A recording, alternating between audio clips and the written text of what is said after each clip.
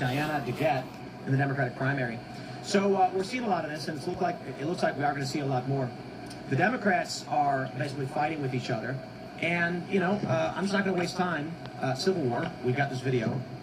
Wisconsin Democrat staffer Teja Delarue is calling on activists to end the lives of Republicans. Let me be careful what I said. We're going to make this the moderate position for the state of Wisconsin. I can't even play the video on YouTube. So, welcome to America. Is this your first time, Hank? Yeah. No. I've been here twice before. Yeah, but the last time obviously it was like 2019, so it's definitely been a while. Oh, yeah. That's the last time I was You feel like it's better or worse? What? You feel like the tensions are better or worse? Tensions are probably worse, but I love this place. I like it. I just, well, yeah, of course, we all do. Yeah. But the last time you said was 2019. It's pretty wild to see a Democrat staffer saying the moderate position is to end the lives of Republicans, but I'm not surprised.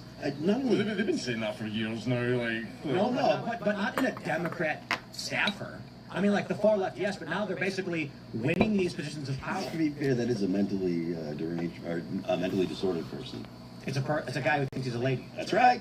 I mean, those are the ones you got to watch out for. You do. But it's worth pointing out, like, it started with, Trump. It started with punch Nazis. Then it was like, kill all the Nazis. And then it was, we got to take care of Trump. Now it's just your run-of-the-mill Republican. It's going to be Democrats, because if you listen to the way they talk, the revolution doesn't stop. So eventually they're going to go after your run-of-the-mill Democrats, people like Chuck Schumer, people like, what's her name, Elizabeth Warren. Those people, their heads are going to be on the chopping block too, because liberals get the bullet too. That's the famous communist saying, right? And now there's a ton of Democrats, Chris Murphy from Connecticut, that are talking about, maybe go we do the need lab socialism. again. Maybe we need to welcome this energy and blah, blah, blah. Those people are putting their own spend $7 and get that done and go brah. Their own positions at risk by welcoming these people in, because they're not here to work with Democrats. Or wait, I already know what's going to happen. Watch this. Over and over and over, we look at the Democrat Party as a vehicle, not because we're Democrats. They do not want to be Democrats, and they will go after the Democrats. And should things, God forbid, should things get kinetic, the Democrats, they're on the chopping block too. And it's the height of irresponsibility to allow these people in their party and to bend the knee to their ideas, because they're not moderates, and they say they're not moderates. Yeah, on one hand, it'll be funny to see Democrats getting their comeuppance, but then on the other hand, it's going to be these lunatics that are occupying the positions of power, which that's not going to work out for them. Not at all. I'm sorry. Soccer, I'm just watching this while you guys are talking, wondering why it is that they don't just put the ball in the net. Pretty salient question. Yeah, I mean, The great struggle of the World Cup. Why does not the man kicking the ball just not kick the ball into the net? it's a big net too.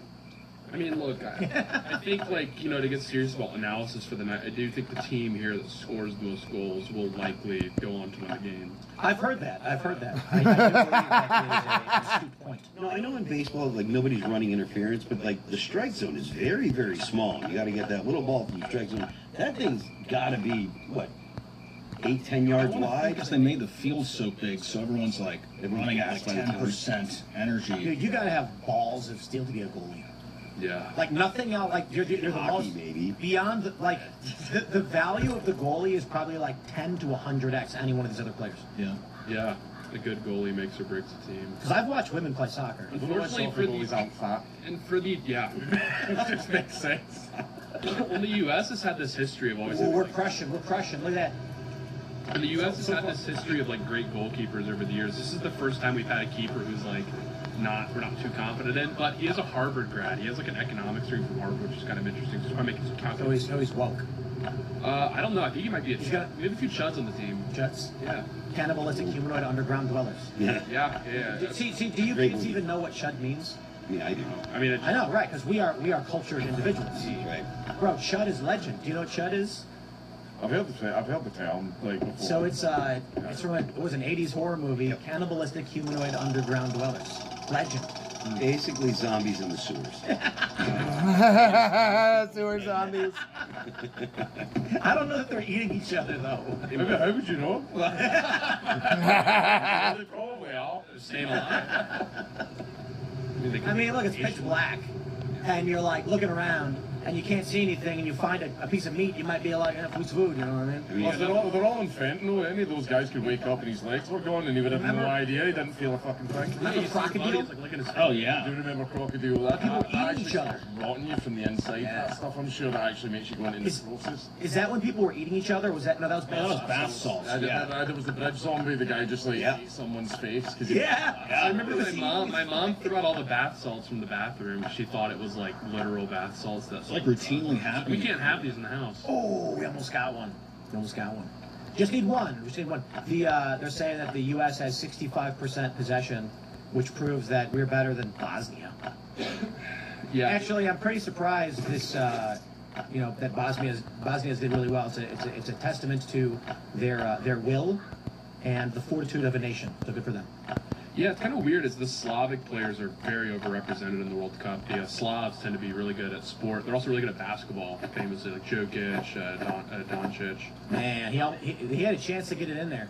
Good at dying in war too. Yeah, they're really good at killing each other. I think the goal of like the global elites is to replace war with soccer. Well, we were talking about that pre-show. It's like how frustrating it is in Scotland to see so much energy channeled into Sundays for soccer when it could be channeled in like political projects. I mean, like the club we were discussing, the British Unionist Club, is like very right-wing coded, but those guys, they get all that energy siphoned off. It's pretty crazy that because of the Great Firewall of Scotland, they can't watch Braveheart there. What, in Scotland? Yeah, you guys, it's true. People aren't allowed to watch Braveheart because it'll make you guys actually fight for your land. For your country. Revolution. No, that's not true. The Great Firewall of Scotland. You'll get arrested if you post Braveheart posts.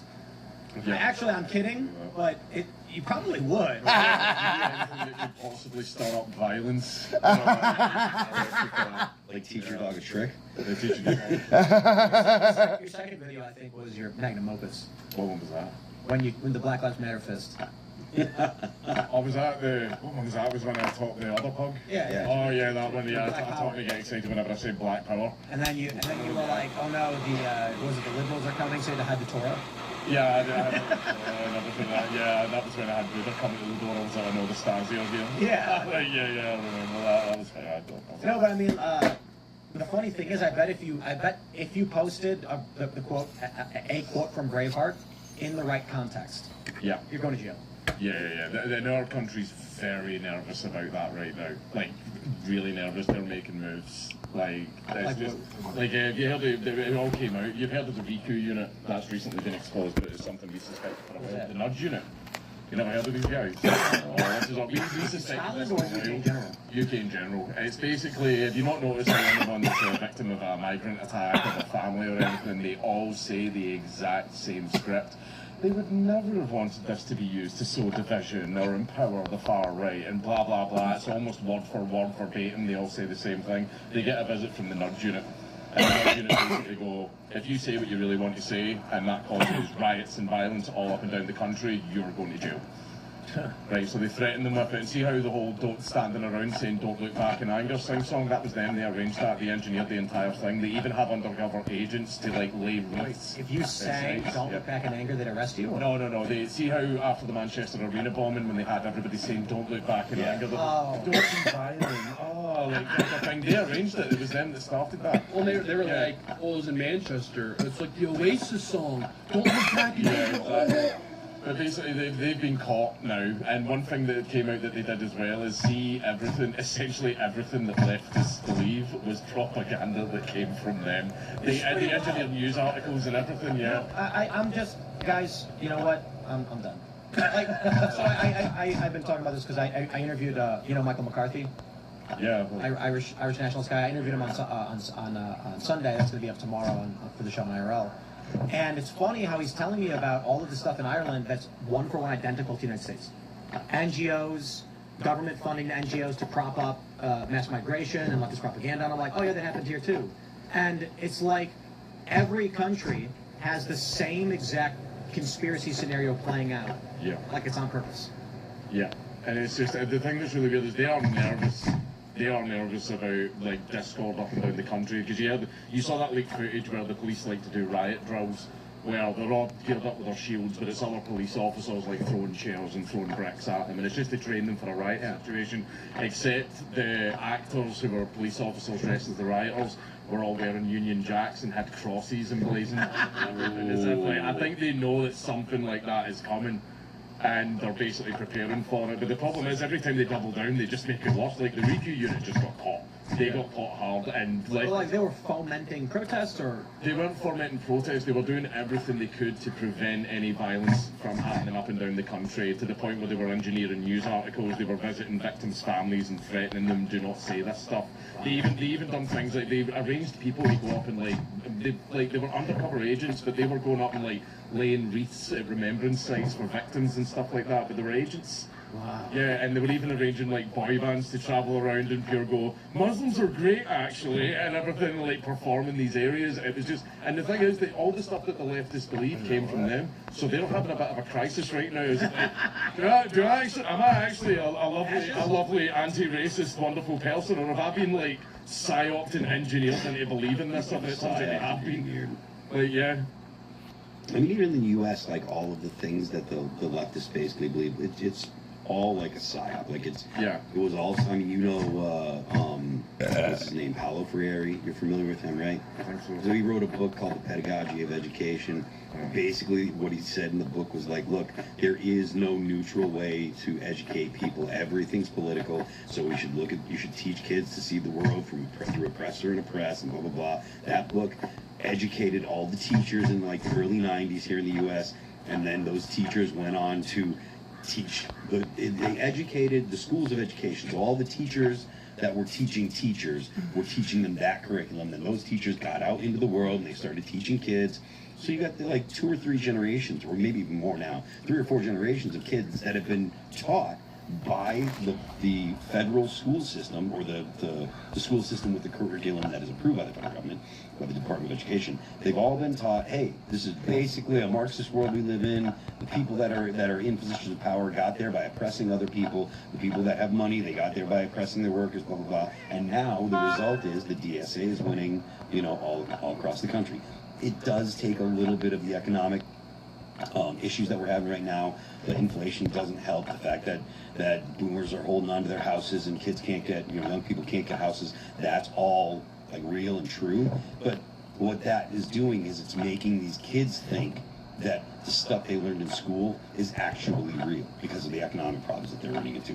Yeah. So it's all been a psyop for the past 30, 40 years, teaching kids basically to hate the government, the United States as a whole, not just the government, because you can hate the government, that's fine. But hate the United States, hate everything we stand for. The rich people are all trying to, they're all oppressing people, blah, blah, blah, and you hear it all the time. It's like people hating on Elon Musk. Like, why do you hate on Elon Musk? He's like... They loved him for such a long time. He's the electric car guy. He's going to take us to Mars. Wait a minute, he had like a few milquetoast right-wing opinions. He's the devil. I hate him. He should be destroyed. I'm going to set fire to his Tesla factory. These are the people that are meant to be like, let's go green.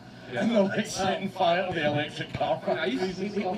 We can throw a little bit in the other direction. I don't think it's a one-for-one, to be fair, but the right celebrating Elon Musk as champion for free speech, but he's also a guy who's fathered like 76 kids from like 43 women. You know what I mean? It's very Genghis Khan. You know? Yeah, that's right. Yeah, a bit Charlemagne in there.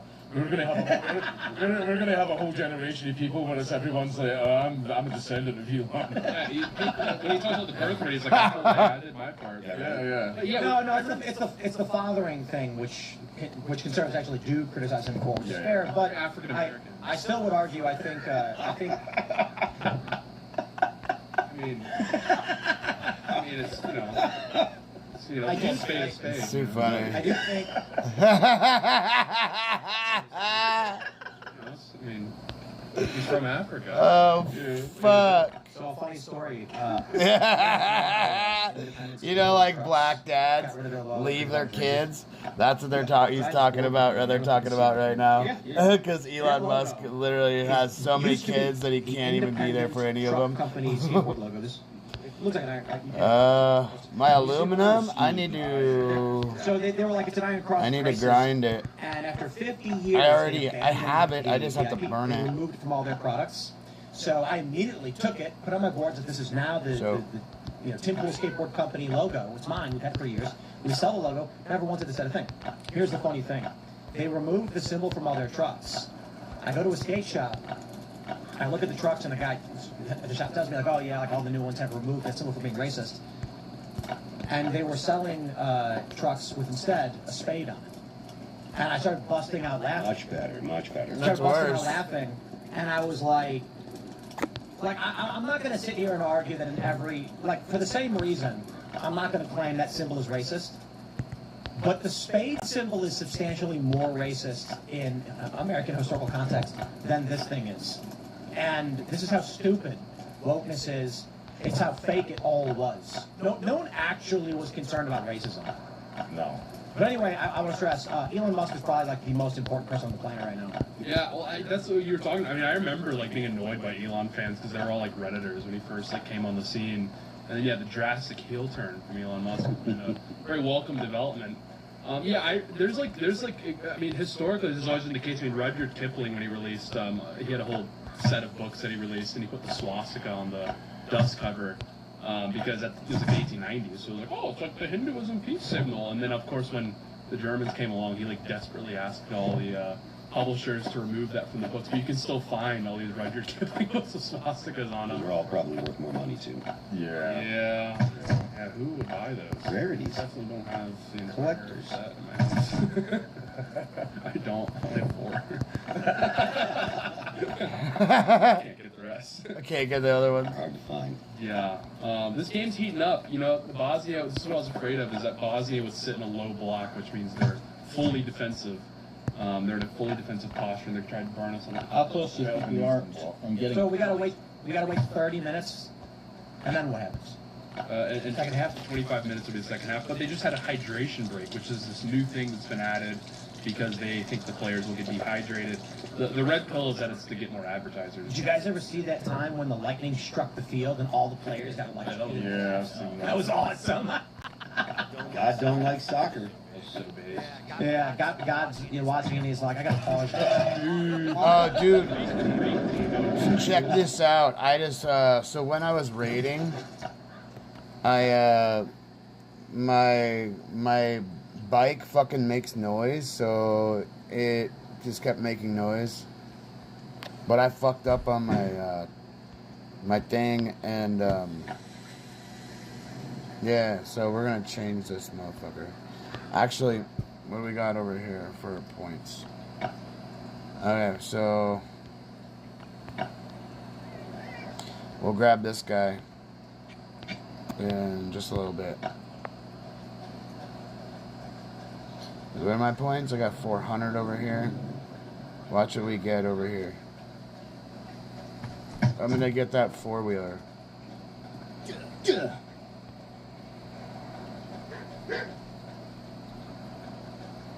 Wait, what? Oh, gonna access the thing?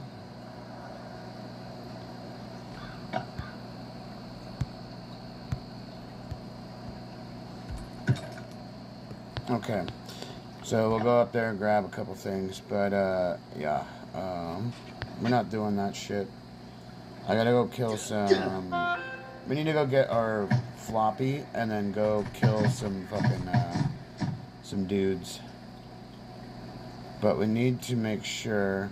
Oh fuck! I used some fucking plates. That's so annoying. I want to see if I can make a fucking metal door.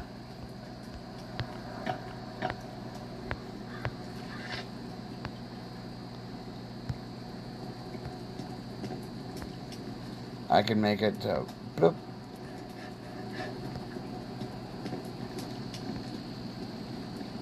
Look at that. Make it to the higher level. Let's do one. Oh, I need to do the floor first. But yeah, we need to have 20 of those, so let's see what we got here.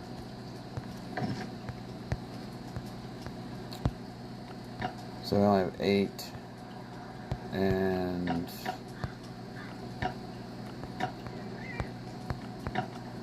24. That's how I check my levels. Besides, I can go like that, but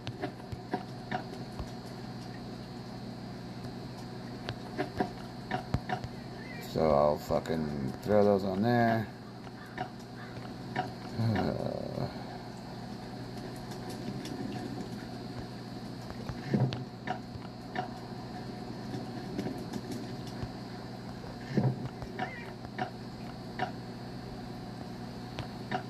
Dump these out.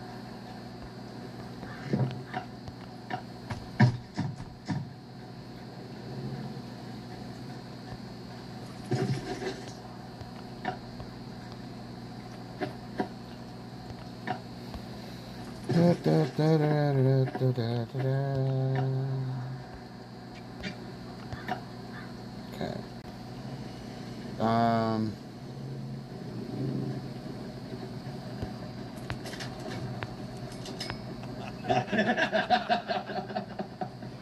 They're not even mad about it. Well, my stream's delayed by like 5 seconds, so I'm like thinking of it. Uh-oh. Nothing happens. Nothing ever happens. Dude. So what's going on? The American. I can't believe it. Oh. I think they're saying he's offside. No. How do you do offsides in this? The last defender back, you can't receive the ball past him. It's like That's silly. well, I mean, otherwise all the players would line up on either side of the field. You would just boot it down. I guess that's true. Yeah. And? And you just have like. Then they would score. Yeah, you would just have NFL. The game is so dumb, they're like, you're not allowed to walk past the guy to score. That was not a very hard kick. That guy right there, number 20, he's a great example of birthright citizenship. His mother came to New York City when she was 8 months pregnant. Hold on. The American guy? Yeah, the guy. Is he good at soccer? Number 20, he's like been our best player this time. Okay, so then I'm in favor of that. Yeah, she was like 8 months pregnant, had him, went back to England, and then the official explanation was, I was just vacationing to New York City. Now, Hassan Piker is the perfect example of why we shouldn't have birthright citizenship. Absolutely. He was born here and then flew back to Turkey to be raised, right? That's the story. Mm-hmm. And then he comes back being like, I hate your country. And it's like, well, yeah, you're not from here, dude. You're from Turkey. Yeah. And then he goes, I was born here. Like, bro, that's a technicality. Come on. Yeah, I mean, if all of the...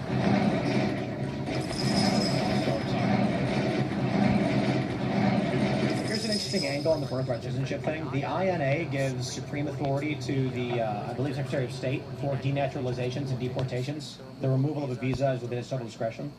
I think they could make an argument that some of these people who obtained citizenship through birthright still obtained it through fraud. Yeah, absolutely. So the argument is, if somebody is naturalized, like they go take a test and they're like, they hold up their hand and say, I swear. If they find out that they lied in some capacity, you can have your citizenship rescinded. Yeah. So you can denaturalize somebody. I would make the argument that the Trump administration should target particularly someone like Hassan Piker and say, he may have been born here, but it was through fraudulent means. The Supreme Court says if you are born here to somebody unlawfully, you are still subject. This is we got to score. The U.S. just scored. It's the Edgar baby. They got a point. It's the Edgar baby. Yes, birthright citizenship. Let's go. Now this is we're gonna steamroll. Wait, why does it say Take his turn away. I think he might have been offside. Let me see. Oh my God, this game is so fake. No, they called. He's offside. We'll get him. That's so stupid. Anyway, here's my point. The Supreme Court ruled people born here unlawfully, born here to unlawful parents, are subject to the jurisdiction thereof. They didn't rule that you are a citizen if you are born here. Yeah, turkeys, People dude. born Look at here that. to parents here unlawfully are still subject to the jurisdiction thereof. Trump should make the argument that they are here fraudulently, and as citizenship was granted Ooh, under fraudulent back-to-back circumstances, cans, yo. the INA allows them to rescind citizenship. Trump could then just issue an executive order right now saying they will begin pursuit of fraud charges against people who are here, who are born here to unlawful parents. Because they are subject to the jurisdiction thereof, their citizenship can be revoked as it was a fraudulent citizenship. I love it. Let's do it. Yeah, well, I mean, it's the official policy of most airlines that if you're too pregnant, you can't fly. There was this old show in Britain where they would like document the everyday life of an airport employee, and they would constantly be popping these like Nigerians who were like 8 months pregnant trying to get on a flight to New York, and they say, you can't travel. A, it's the airline's policy, you're too pregnant. B, we would have to talk to the State Department because you're trying to come in on a tourist visa. So like we already have the laws in place, and there is instances in which we won't let women that are too pregnant board planes, but it's not universally enforced. So the Trump administration's next play here is just universally enforce laws that these airlines already have. The problem is though, you sometimes get those women that are so fat that you can't tell they're pregnant. That's true. Yeah. Like that happened to me with someone that I knew recently, and she was like, "Oh, I'm due any day now," and I was like, "Oh, I had no idea she was pregnant." Yeah, I know. Supersized. The solution for that is don't be friends with fat people. I know, I tried. Space to have to avoid. So check this out.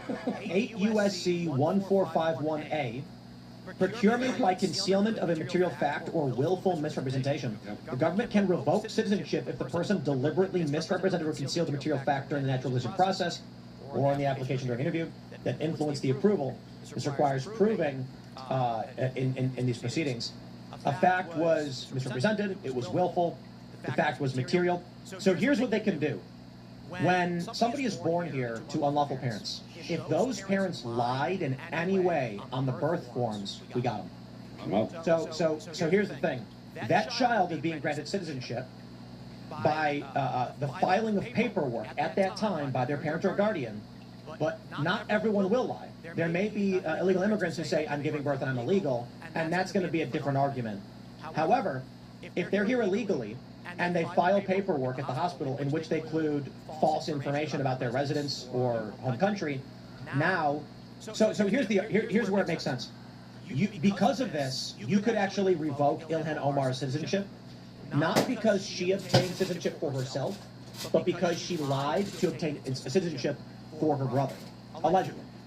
Well, it's a very simple solution. Is if you are pregnant, you now have to go back to the consulate to get your visa reapproved, and you just instruct the consulate to say, she's pregnant, she's not getting a tourist visa, problem solved. Like, very simple fix. And again, this is sometimes used, even under Democrat presidents.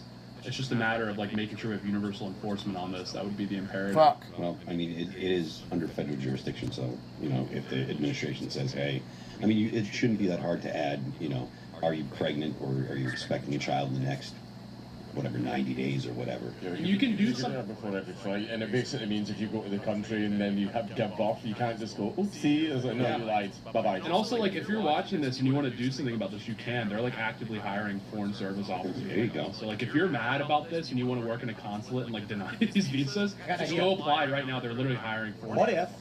What if, when an illegal immigrant is giving birth, DHS agents just hold the baby in? Oh my God. Because according to liberals, the baby is not actually alive. Oh wait, here's an argument.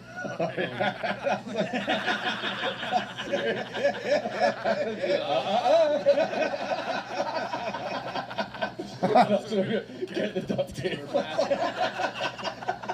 It's the Ralph Northam bill. Look, they created a very serious conundrum by arguing that babies aren't alive till they're born, and then challenging the right on birthright citizenship. Because now they're going to be like, okay, that baby is not alive so long as a part of its body is still in that woman. I mean, look, man, I bet you could 3D print some solid chastity belts. Keep that bad boy in there. Get some Flex Seal. Get it. Oh, fuck. A wall breaks? I don't think so. Oh my God. That's a lot of damage. We have from the commercials. Yeah. Get on an Nigerian woman's boobs.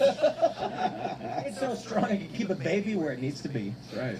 Oh, man. That's a great federal contract. That's right there. That shouldn't cost too much money. Look, And then man. they're like, Appropriated. the CBP agent's like, this thing's only going to hold for 3 hours. We got to get her to Mexico. We're out of here. Flex Seal and Gorilla Tape. Shh. Yeah. Wrap it up. There Hey, you that's go. how they did it back in the day. You know the weirdest thing about all of these arguments? At the same time, it's weird to consider that that baby is not, because it's not alive, even though it's literally sitting here in the United States, they won't consider it a citizen. It's just, I don't know, it's weird logic. Like, what if, let's say there's a woman, and she's 9 months pregnant. Let's say there's a woman, here we go, here's the scenario. Illegal immigrant, 8 months pregnant. And she's like sitting in her house, and then all of a sudden, like, the door gets kicked in when ICE is there, and they're like, nobody move! We're deporting you. And she's like, no, please, I'm gonna have a baby in 1 month. And they're like, too bad. That baby's never gonna be an American citizen. So she goes, oh yeah, and she pulls out a scalpel, does a C-section on herself, and as soon as she opens up her belly, that baby now is a citizen. Is that like? Yeah, well, if I was that ice agent, I'd be like, I was a hell of a clower. I'm not playing that shit. God damn, hen, like, okay, you can stay.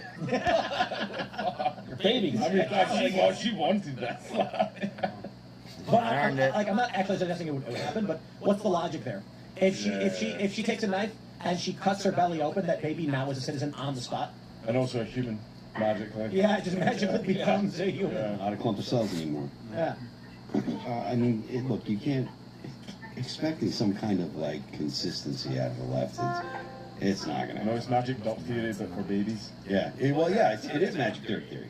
You know, because, I mean that's the entire way that the left operates, right? Like you can import people from whatever culture and from whatever part of the country, and as soon as they touch here, they're going to be Jeffersonian. Lovers of the Republic. No, I'm sorry, that's just not the case. Like people that come here, that come from a certain culture or from different cultures, like they are particular. They have a particular worldview, and just because they get here doesn't mean it changes. This is what I've been saying for a long time. We need like we need like a film producer who can do AI stuff, because I want a short film where like a Somali Muslim is like sneaking through Mexico, and she's like, once I get across this river, I will have access to all of America. And then as soon as she crosses over, she goes, wait, what's happening to me? And then her hijab falls off, and then she turns into like a George Washington colonial white American, being like, I just love the Constitution. And that's what her hijab would fall off, and like her phone would ding, and she'd like automatically have an OnlyFans. Oh, fuck. He turns into a Jeffersonian American. You know, I mean, it's true. Like look at Dearborn, Michigan, right? Like that. People that come from different cultures, they tend to bring their culture here. And the way that things have been panning out in the past 30 or so years is they go into enclaves. They don't actually assimilate. They don't go they don't go to areas and become like the people there. Yeah, they don't integrate. You know, it's like, I mean, yes, there's always been Little Italy and Chinatown stuff, but the people that came here, they did want to be Americans, right? Like they came here because they liked the ideals. At least if you're talking about like the Ellis Island immigrants and stuff like that. People that are coming here now, it's like, oh, we can get some kind of benefits from the government. We can. There's a number. If you have 100 people and you bring in 3 Italians, they're going to be Italian, but their kids will be surrounded by American culture and will grow up and will be American. Yep. But if you have 100 Americans, you bring in 40 Haitians, the 40 Haitians will form an enclave. Yep. Their kids will grow up around Haitians and never be American. Yeah, well, I mean, Jeremy Carl, when he was on the show, he made this observation that children of Indian immigrants that have grown up in the rural areas are far Got more another integrated one. than the ones that grow up in like San Francisco or New York City, and it's just because, to your point, All they're for just getting steeped those in that $10 America. They're fucking like the only thing. Indian kid in the school. To be fair, no one in San Francisco is an American. That's there's something. Yeah. Well, this country's going to get real. What is this? What? He drew the foul. Hey, you gotta. And they actually said yes on that. You gotta crack a couple eggs and make an omelet. For those who are just curious, I hope you're simultaneously watching the World Cup game right now as you're watching this show. This will be your political commentary companion. The coaches have to It's wear more like an suits. over dramatic fall, and now Non-stop. That's all soccer is. Our coach he's a legendary coach, so he doesn't have to wear a suit. gets one long kick now. You know what they got to do? They need the WWE. I think I already know I'm quiet. I'm fucking like All of Triple H. fucking They're gonna be spinning like, with the this problem is fucking that no one pill. believes you guys actually got hurt because you're bad at it. They need to teach you how to like make it look like you fell on your neck and you're about to die. And people are like, oh man. The funny extra thing- packets in the sock. The funny thing about the Oh, that was an WWE awesome is kick. they actually did fall on their neck, and they came pretty close to dying. Those dudes kill themselves. So me charging up my phone and it on a piece of salmon is like Yeah, the best but I mean, thing look right at, now. I can't believe it's Lottery 42 tickets. minutes already. What? Look at like the ladders and chairs matches. Like they're taking More hit pants. bumps. Yeah, they're doing all that for Bad. the lottery tickets. It's crazy. The TLC tables, ladders, and chairs. We're having I saw there's an ad for midget wrestling in the area coming up soon. Really? Whoa, Yeah, whoa. Hey, Just a little bit of wrestling for you. Wrestling. yeah, wrestling. Wrestling. Wrestling. Midget wrestling. Wrestling. Yeah. Yeah. Just a little wrestling for you. It's fun. Where The ad literally said like little guys, big tempers. they have a not too far from here. They're doing midget throwing, I think. Oh really? Yeah, I know that YouTube's going to be like, how dare you say the M word? It's like, no, that's what they called it. Yeah, I've seen. I would never say that. I'm reading what the ad said. I mean, listen, if they call themselves that, I don't care if one guy gets mad about it. If who's that actor guy? Oh, Peter Dinklage. Yeah, Peter Dinklage gets mad that someone said midget. It's like, I'm sorry, other midgets don't care, and that's the word they chose. Who am I supposed to choose not to offend? It's the stupidest thing. Also, You know, that they like annihilated Hollywood work for like. Oh yeah. that's what I heard. Yeah, midgets hate him. Yeah, they hate him because he was like they cast dwarves in Snow White and the Seven Dwarves, which is fine. You got rid of that. And kind of in the name, but then because he had a little bit of a hissy fit about it, like he basically got Seven Dwarves fired from Hollywood. Remember they changed it to the 7 diverse thieves or whatever? Oh yeah. Yeah. And then like they tried keeping the thieves in the movie. Well, I know they hated Warwick Davis, the other midget actor, who like absorbed all the work. Because even in like Star Wars, they needed a midget, but it was just to shove him in the trash can and have him roll around. And make Well, I mean, here's the thing. Warwick Davis played like 3 roles in Harry Potter. Yeah. They were like, we only need 1. Oh, see the banker elf guy? Fortune. What? Why? Because someone said you can find the post, you should pull it off. Someone just made a post with a picture of Warwick Davis and just said something like, I just want to kick him in his stupid little face and stuff until he stops breathing. And Warwick Davis went on to Twitter and like tagged Fortran going, was it reply to my messages now? Someone wrote, I'd love to kick Warwick Davis in the head, just take a few steps, run, and then catch him with full force as he lies on the floor coughing and wheezing. But they followed up, what I would give to kidnap a famous midget and make his life a living hell. It's a big, long script I can't read. It responds with, 4chan, please, could I have a response to this email I sent last week? It's a serious matter, one which I will escalate through legal recourse. If I do not receive a satisfactory reply by return, your cooperation. Do you guys remember Comments below that. And then someone commented midget. a few years ago when Conor McGregor like was going off about Hezbollah and he was like really mad? Like verbatim, he. Oh, yeah, we scored. We did. Oh, I wasn't. Let's go! Go! The only thing that is right now in the world that USA proves it's better than everyone else. Oh, it was the anchor maybe. Hey, the thing is, let me explain something to you, Tate. You know, like sometimes me and my brother, we get into fights, right? You know, like siblings fight, you know what I'm saying? Like, you got siblings? No. You don't have any siblings? No. Oh, really? Child, yeah. Oh, what about you? Yeah, I've got a sister. You fight when you were kids? Yeah, always. And then you'd be like, oh... Still do now. So, yeah. However, if like a stranger came up and started screaming at your sister, you're going to be like, hey, what do you think you're doing? Yeah, it's Malcolm. Yeah, exactly. It's not happening. That's ours. That's what I'm saying. Exactly. It's ours. Let us deal with our fights and our politics, but in the meantime, everyone else Nice. just suck it. We got a goal. Oh, that's so true. It's like when Indians start like making fun of black people. hey. I want to read verbatim what Conor McGregor tweeted about Hezbollah, and this was like in a string of multiple tweets targeted at him. He said, quote, I'd love to boot that little gimp Hezbollah over a goalpost. I don't know what he did. He said, I'm going to make it a mission to score a 3-pointer with him one day. Dude, Let me spar Hezbollah, big gloves, a friendly affair. Look, guys. In this game, there was an accident, they tripped, and every player acts like they got shot. Yeah. Like there's like 5 guys on the ground acting like they got blasted with napalm. Well, when our guys do it, I'm like, he must have a serious injury. Yeah, he must be. And then they get up and play like nothing happened every time.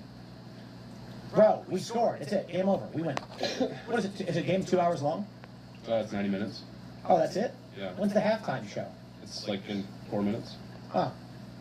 They're doing a halftime show. Well, they probably won't do a show. They might for the final. They don't have enough time, but Or in It said halftime show coming up. Oh, yeah, I know the American broadcasters are pushing for it pretty hard. Bro. Do you think that, like, when that goalie returns to Bosnia, he'll get beaten? Yeah, they'll probably kill. Did you see what happened in South Korea when South Korea got knocked out in the group stage, and they were broadcasting the manager's comments after the game, after his horrible loss on South Korean television, and they blurred his face. Oh. You know that I think that this is true, but this I don't believe me. You know the South Korean football team got to meet their heroes, which was the South Korean StarCraft team. Really? Wow. I believe that, dude. Nothing was worse than like loading up a game after work. You just want to like chill and relax, and then your lobby's full of South Korean names. You're like, Oh yeah, as soon as you see the enemy team and as soon as you see any like Asian characters, you're like, we're getting mollywopped. yeah. Mollywop. Point. I guess this guy's dead because they brought up the medic. Yeah. They gotta kiss him back to life here. What if just like a big fat guy walked up and kissed him on the forehead and he got like nothing? Not have footballers' dads at the side of the stadium, so when he comes out and slaps him, goes, "Stop being a fairy." This is the solution. What you do is anytime a player gets hurt, there's like a big fat sweaty guy who has to kiss their boo-boo and make it all better, and then they'll stop doing it. They'll be like, "Nah, I don't want to be on TV having a big fat guy kiss my leg." They should have like 60 seconds to get up or that happens. Well, there was the 2022 Euros in Denmark. Christian Eriksen, their star midfielder, and his heart stopped on the field. He like died on the field, and they had to. When was this? 2022. They had to like resuscitate him on the field. But it would have been really unfortunate if like a fat guy came and like molested him. That'd be very unfortunate. We're talking about guys faking. With our proposed new rules, then that would have to happen. Yeah, you get. Folarin Balogun? Yeah, he's the anchor baby, but he's very good. I really like him. I'm glad his mom made the decision. I mean, if we see this, you know what's gonna happen? We're gonna win, and he's gonna score the winning World Cup goal, and then he's gonna come out and be like, "If my mom didn't come here illegally to have me, we would not have won the World Cup." And then everyone's gonna be like, "It's okay now." Yeah. We all agree with birthright citizenship for all. Except me. Nope. Even Phil. If you lose, by the way. And Oh yeah. Remember when England missed the penalties and all the black players were the ones that missed the penalties? England just switched and Pure went, bloody. They went, yeah. there's gonna be a video of Phil saying, "I love our anchor babies," and there's gonna be a guy standing behind him wearing sunglasses, and then Phil's gonna be like, "I actually." You're gonna hear a hammer click. I'm going to do healthy doing it under duress. He's limping. Well, yeah. I mean, if you watch the replay, he did get like smashed into. Tyler Adams, to be fair, he's not. He's a bulldog. I don't know. How many TBIs happen in soccer per year? TBI? Traumatic brain. Oh yeah, soccer is most concussions per capita. Really? Really? Yeah, because of the headers. If you're heading the ball. You know what would be more fun is if they got to wear sap gloves and your hands could only be used for striking. Like you can't touch the ball. Touch each other. There's a game like that we play in Florence, Italy. It's called Calcico Storico. Is it for A real? game of football where you can have a full-on fight with the other team. Oh, fuck. The team has three guys who actually go for the ball. Everybody else just beats the shit out. It's soccer. It's a mix. It's a mix of soccer and hockey. Then. Yeah, let's put skates on them. Yeah, that's what everyone said about hockey. Like, why do they tolerate fighting like this? Traditionally, I actually. think it's because it's a high-trust sport, so they know it won't get out of control. The fighting is part of the entertainment. Yeah. I Like, mean, they're fighting. We're gonna let it go. If the NBA had fighting, they would just kill each other. everybody rolling with a Glock and Yeah, literally. Gilbert Arenas. You know what they need to do? I mean, like, there are people out there that are like 9 feet tall, right? How come they're not in the NBA? There's one guy in Florida right now, University of Florida. He's the tallest teenager in history. He's 8 foot tall. His name's Olivier Rioux. He's, I believe, currently the tallest North American alive. And like, he's not good at basketball at all. They just keep him on the team because they're like, what if he ever figures this out? No, it's all they say is like, just stand by the net. We'll throw the ball. The funniest I think a lot of people that end up extremely tall. Or like an intimidation bone issues and stuff like that. Yeah, no, don't say run or jump. Right now, just stand there. We'll toss you the ball. There was You the just drop it in. tallest player in NBA history. His name was Manute Bol. Yeah. He played for the Washington Bulls. Right now, the tallest person that's alive is George Farmer named Sultan Kozi. He's 8'3" 2.4 That's it? meters. What if like someone who's 7 feet tall got like leg lengthening surgery, Yeah. That could and they said you can't run anymore or jump, but just stand there. Well, Manute Bol is really funny because they had him in the league and they're like, hey, stand into the basket. But he kept insisting on shooting three-pointers. It's like so weird. Well, let's go 3 Well, points. 2 points. There's a picture of Manute Bol swimming, and it is the scariest photo you'll ever see in your entire life. You gotta look up Manute Bol swimming. He's hanging out at the end. Dude, it is of the like, he looks pool. like some sort of like sea, like some sort of scary sea creature. It's terrifying. So look up Manute Bol swimming, and you'll be stunned to see the result. He died also. If you're over 7 foot, you die really young. Yeah. Too. Heart One can't interesting take thing, it. one interesting stat I saw is if you're 7 foot and you're an adult in the United States right now, 14% of all 7 foot adults are currently on the NBA. That's right. Wow. Because you don't got to be good at anything. No, yeah, there's That's why the NBA is dumb. the first like 7 footer to be like. Oh, get him! Oh, man. That was almost in. Well, the Spurs have Wemby, Victor Wembanyama, and he's the first like 7 footer that can like shoot and dribble and stuff, and he's just dominating the league. Yeah. Shaq Yeah. was 7 foot. Shaq was 7'1", but he didn't have like ball handling. He was also like Infamously couldn't shoot free throws. Because, well, dude, it's like shooting a tennis ball if you're that high. he was also like Shaq. He was like gigantic. Yeah. What if we genetically engineer somebody to be very big? That was Yao Ming. Yao Ming was, it's theorized that Yao Ming was a CCP, like, engineered player. How tall was he? He was 7'4", like, really big. And it was, You say was. yeah. Oh, okay, did he die? And his dad was like some star basketball player, and his mom was like some star athlete, and they're both over 7 foot. And it was like, Now we take Shaq, we take his genetic material, we go find some like 7 foot behemoth woman from Sweden, and then we just, like kind of how they do gain of function research, you just do gain of function. I think the Chinese. That's just animal. I didn't really accept humans. We've been doing that. No, China is making super soldiers. We covered this a few years ago. Yeah. Russia's been doing that for a while. It's why they're completely banned from the Olympics, and they have to be under that funny flag. Oh, really? Yeah. Well, I know. Remember in the 90s, the women were all like men, they had beards. They were just like getting women and putting them on testosterone to make them into guys. Yeah, just something about the absolute beast. Like Olga. Yep. That is the incorrect. Manute. Oh! Bro got kneed in the He face. does look like Yeah, he looks like a Bro, check this out. He gets kneed right in the face. Yeah. Oh, there Actually, little brawl started. It was on purpose, though. He was running forward and fell down and got kneed right in the face. That one guy, Freeman, number 16, his dad was a NFL wide receiver. Wow. So most of these guys come from like athletic families. Remember when that woman tried to kick in college football and it was embarrassing for everyone? I do remember that, yeah. Yeah, why would they do that? They set her up. She was You know what's really funny is, feminism. so you know how the Supreme Court just ruled states can ban men from women's sports? yeah. The World Series of Poker, there's a controversy right now because in the ladies' poker tournament, a trans woman was playing. And so tons of people are like, why is this guy playing in a women's event? But then the liberals all argue it's poker, it doesn't matter, there's no advantage. And then everyone else argues that how come no woman has ever won the main event? How come there are no, there's 5 big female pros, what's up with that? So I guess that's what I'm curious about, what you think. In game, there's no female world champions of chess or poker. Should we ban dudes in women's chess? You should ban women. That's some lag.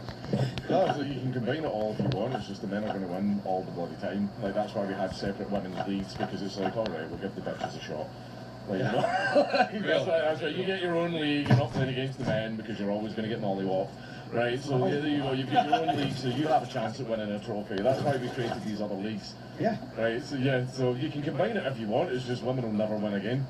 You know, it'd be funny. It'd be funny if Bosnia and Herzegovina contests the goal, arguing that Balogun or whatever is an anchor baby, so his goal doesn't count. He's not an American. Well, we want to challenge his citizenship status under the birthright citizenship clause and remove that goal because he got it. Yeah, to the Supreme What, Court. are they really doing a Austin Powers commercial? To be like they're making another Austin Powers. So We're all so old. Bro, stop. That does not Yeah. look good. It's Messi. Lionel Messi. Wait, what? Where? Right there. What? Oh, I have a different commercial. I was like, what are you talking about? I was thinking here, I was like, Nope, that's Austin Powers. Was Lionel Messi in an Austin Powers commercial? I think I have a Canadian stream right here that I have legally. That you have legally. Yeah, There's Dana White. He's got a truck. They're spending a lot of money on these commercials, huh? Yeah, how much? Now here's the thing: how much money you gonna pay Dana White? Dude, isn't he a billionaire? I don't know about a billion, but he's got all right. He gambles. He plays baccarat max like $500,000 a hand, and he complains they won't let him do $1 million. He lost $3 million one day, and he got real drunk and he lost $3 million. He thought that he lost $80,000, and the casino actually told him he's like, oh man, I lost like 80 grand. They're like, oh, you lost like. That's when Drake used to do the streaming. And Drake would do the gambling streams or whatever, and there was one where he won $1.4 million. Yeah, but I heard, this could be wrong, I want to be clarified for that those streams are set up. Basically what the company does is they say, your contract for promoting the stream will be X million dollars per year, plus X million dollars that you have to gamble. You can keep the winnings, but you have to, it's free play basically. Yeah. So when he's gambling, it's not any money's actually losing. Right. So yeah. That makes sense. Here's the crazy thing: casinos typically will kick you out if you're super drunk, because there was this case recently where a guy he had a basically they let you sign a form, they'll put it on your account, and then you got to pay your bill at the end of the month so you can gamble with it. And apparently he's like, I was completely drunk. I woke up and they claimed that I spent 80 grand, but I was too drunk to remember. So he sued, arguing they were taking advantage of him by offering him to keep gambling even though he was inebriated and could not legally sign a contract. So when they gave him the chips, his signature is void, and he never actually borrowed that money, which is a good way to get banned from every casino ever. At the same time, if he won with the 80 grand, there's no problem. But when he loses the 80 grand, he says, I was drunk, that contract is void. I got real shithouse at the blackjack table one time in Vegas, and they actually escorted me back to my room. They were very bruises or anything. It was like, all right, time to go. But I was like, all right.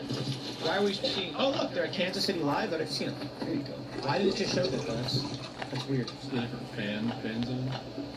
Oh wait, we're watching this on channel 26 Fox. I didn't know YouTube TV. If America wins, do we have to like riot in every city because it's America? No, just Philadelphia. We'll just pick this Philadelphia, but I didn't Philadelphia. No, Philadelphia is the riot capital. Well, I'm like, but like it's the whole country. So if the whole country wins, it doesn't. I'll go outside now. We can knock over FBI executives as well. Oh, that was hilarious. She stole a bin. Yeah. Yes. She dumped it out. Yeah. Like it's full. She dumps it out in New York, right on the street, and steals the Why was she stealing it? Wait. Well, it was a Knicks. There was a bin that was like orange for the Knicks. But here's the thing: it perfectly exemplifies the left. A morbidly obese, DEI higher minority dumped a bunch of trash all over our streets to steal something from the public. And I'm like, that is what the left is in this country. No, that was the first goal. They're just doing a recap. How do you say it? Balogun? Balogun? Balogun, yeah. Balogun? Lauren Balogun. Lauren. Yeah, he came through at Arsenal, which is like London's premier club. Yeah. He didn't really ever pan out there, so nice playing for Monaco in the French league. Why are the clubs and not teams? You know, I'm not even kidding with this, but if we win this, every liberal is going to be like, see? They already did. Yeah, they've been doing that with Lauren Balogun actually. They're like, oh, do you want him not to play for America? But like, wouldn't you rather have a bunch of average Americans, morbidly obese, Midwestern plumbers? And the way it works with international soccer is, even if you're not a citizen, if you have a parent that is American, you can play for us. Like, we have a bunch of guys that were raised overseas. Their parent was American. I tell you what, if you told me we give up soccer and we deport all anchor babies, I would give up soccer in a second. Oh yes. Oh no, soccer. Oh geez. See you. Never host the World Cup again, but all of the illegal aliens and anchor babies are out. See you. Good news. Steak and Shake says if America beats Bosnia and Herzegovina in tonight's World Cup game, tomorrow we will sell our jars of grass-fed or Wagyu cooking oil for 25 cents. All supplies last. This cooking oil can be used for eggs or steak. That's the weirdest thing I've. It's a beef tail, right? Like, that's what I'm saying. It's like the weirdest promo ever. They're sitting there, and the executive's like, "Yeah, we got a bunch of beef tail, and nobody wants it, and it's going to expire tomorrow." Congratulations for only 25 cents. Basically, you know what's funny is we have a rundown Chevy Cobalt on the property. And they actually organized, we were going to do this giveaway, but they got caught up in legal, so we're going to do giveaways. What we were going to do is, we were going to do an ad that said, like, become a member of Fantastic, you can win a car. And we were going to next to the Cybertruck, or next to like the Tesla Model S. And then, you know, obviously everybody would assume that's the car. I never said that. It was a new car either. And then we were going to do a promo video where it was like, if you sign up, one lucky member will receive a car. And it would show like the camera spinning around the Model S plaid, and then at the end I would be like, and this is my car, by the way. And then I was going to point to the rundown 2003 Chevy Cobalt with 200,000 miles on it. and then we were going to do one of those fast-talking disclaimers that would say, upon winning, you have 48 hours to get the vehicle off the property at your expense. Otherwise, you will be billed a storage fee. And like the real gag of it was that we just didn't want to pay to get it removed. So you win. You won a car. Come get it. Otherwise, we're going to charge you. Congratulations, you won our problem. Yeah, exactly. But our lawyers. I thought it was funny, except she was furious. And she they sued them and she won. Yeah. Which I actually think is. Of course, it was a she. The thing is. To be fair, that was a pretty messed up joke. She was Yeah, like, but like. The problem there is the court's basically saying if you misinterpret and don't ask, you'll be rewarded. Which I think is kind of silly. Like, she should have. I understand they were trying to trick people. Yeah. But I also think you should ask, okay, so which Toyota model is it going to be? And then they would say, oh, no. If that happened, and she went to the boss and said, what year? And he was like, 2026, new, brand new, fresh from the manufacturer. Because then you're defrauding her explicitly. If I say I'm going to give them a Toyota, and they assume the car is not my fault, I didn't tell them a car. They didn't ask for a car. They asked for a Toyota. And now now like, you can never offer up words that might sound like something else. Like, if we actually did a contest for a Toyota and we showed it, but then someone heard Toyota, we could get.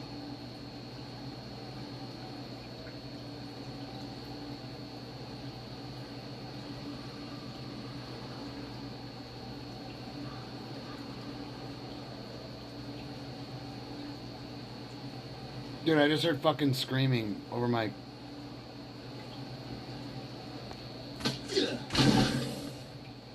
Over my security cameras.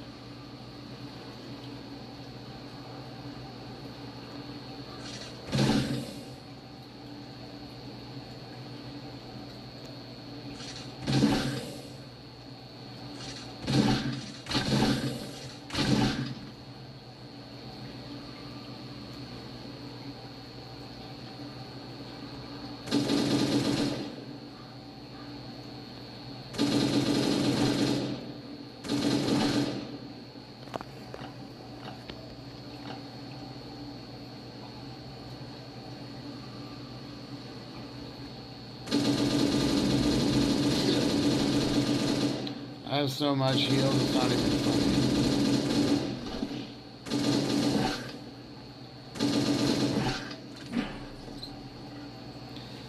I gotta call my bike back up here though. And do that after I kill this fucker. He's gonna probably kill my armor.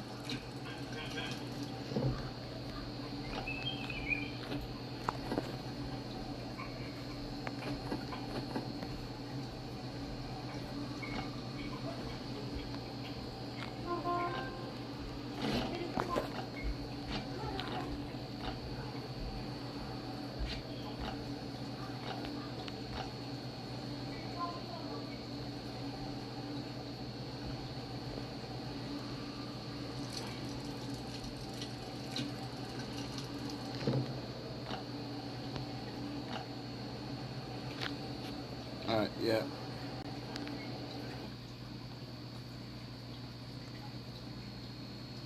Get sued for that? What if we actually want to give away toys?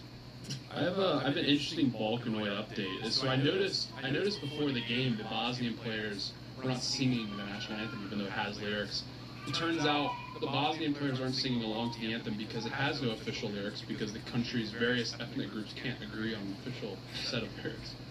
I can't believe all the Balkans can't agree. I know. I can't believe they can't all come together and just, yeah, not do that. Shocking. I have tons.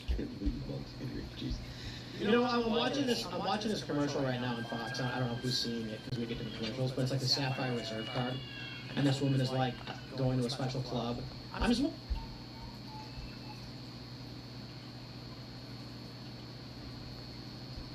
wondering, is this like people don't live that way, you know? Like, don't most people struggle to buy milk right now? Is like milk's like $12. I know it's not that expensive. I don't know about most people, but there's a higher percentage than normal. Right, I'm just saying, like, it's wild to depict like American life this way, you know? It is a little wild. But I mean, Is it true that Messi was genetically engineered? Well, I read that on the internet. he has a growth hormone deficiency, so he wanted to continue playing with his childhood club, Newell's Old Boys in Argentina, but he signed for Barcelona under the condition that they would pay for his HGH.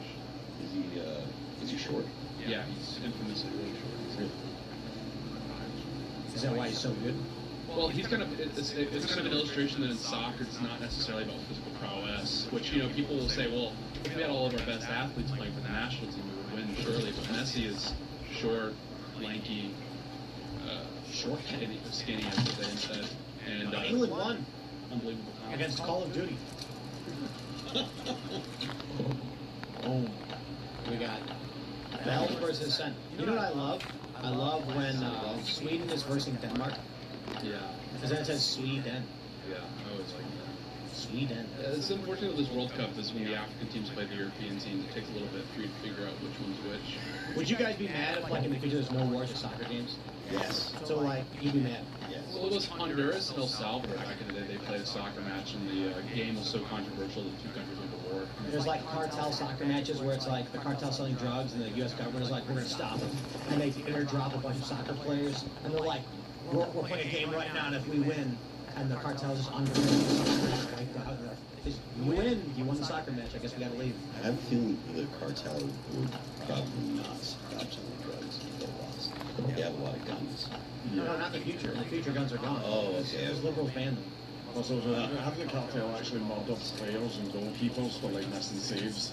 Yeah. I'm pretty sure that's something There that's was happened a few I think it times. was a Colombian keeper. He was killed when he came back to the country because it was like against the U.S. actually, and you could see the goal. They killed him when he got back because of gambling related things.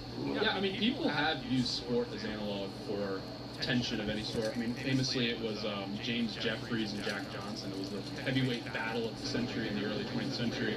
It was a white James Jeffries was a white boxer, Jack Johnson was a black boxer. And what ended up happening was a period of really high racial tension in the United States. So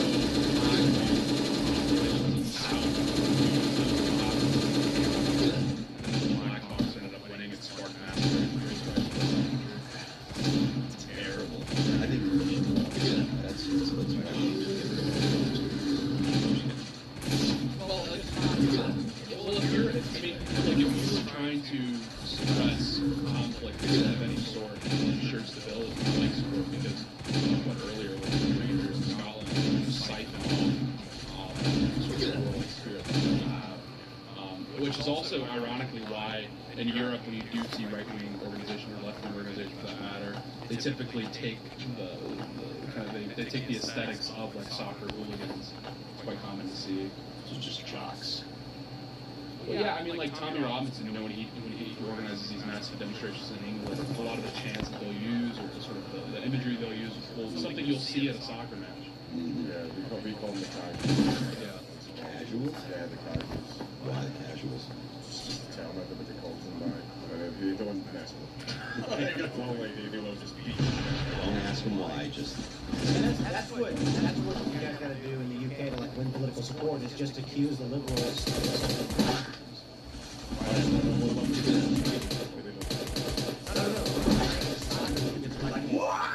And then they're like rally and riot and like liberal, like make an AI video of some liberal being like, well, I just don't like Manchester United. It's just like the city's burned down and liberal leadership is removed from. That guy over there with the blue hair. It's like a really bad AI video where he's like, and I think they are the worst team ever.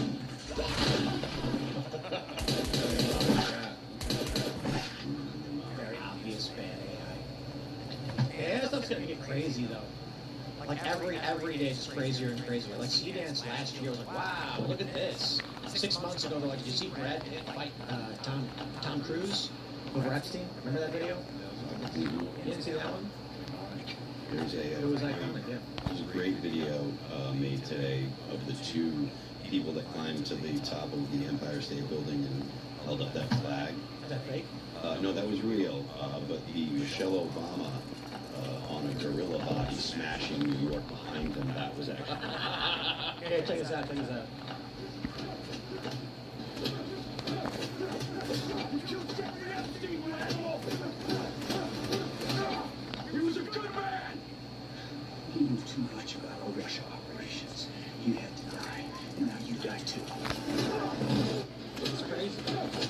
And this is in February, and we're already well beyond this. Like, next year's gonna get nuts. There's gonna be videos of just like, you name it, literally every person. And I think we're a year away from, like, they call today post-truth, but I think we're a year away from just no truth. Yeah. There's going to be videos of, like, AOC saying, what's going to happen is, it's not the fake video where AOC is doing something untoward, like punching a dog or something. It's going to be a video where she's on her Instagram, and she just says something like, it'll be a video of her going, look, I just think in reality, the working class are going to have to pay an extra tax. And I think everybody's going to pitch in for this one. And then it's plausible. It sounds real, but everyone will vote against it. And what do?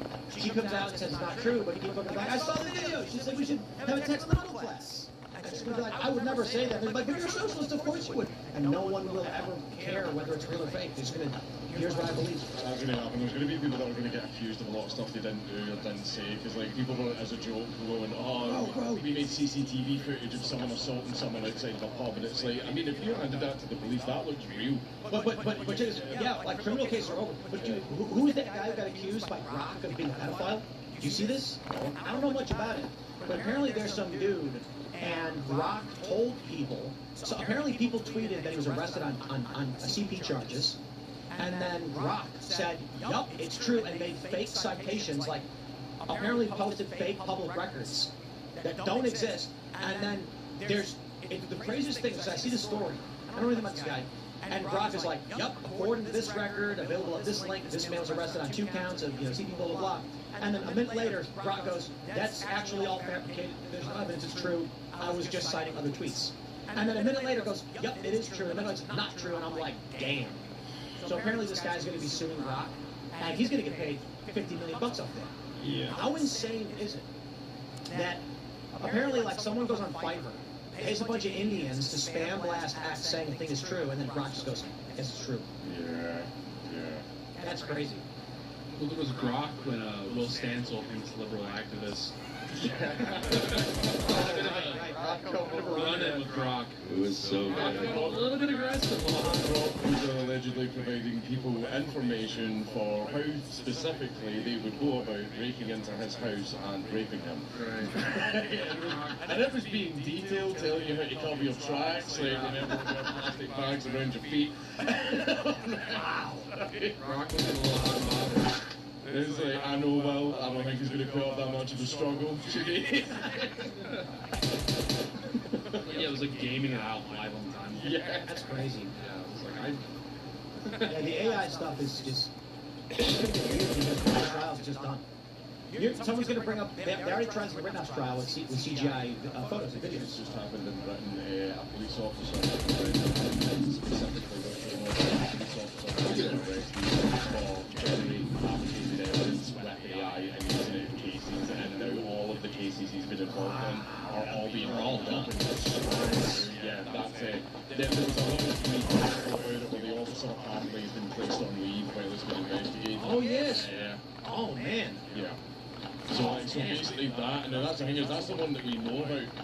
Yeah. So how many other things are police officers? Derbyshire. Yeah. Derbyshire? How do you say that? Derbyshire. Derbyshire. Or is it Derby? Derby? Yeah, I know it's Yeah, an you know what, man. I know it's an E, but pronounce it an A. English is just like stupid languages. But it can be mastered through thorough thought. Through what? Through thorough thought. What? Just can you master through thorough thought?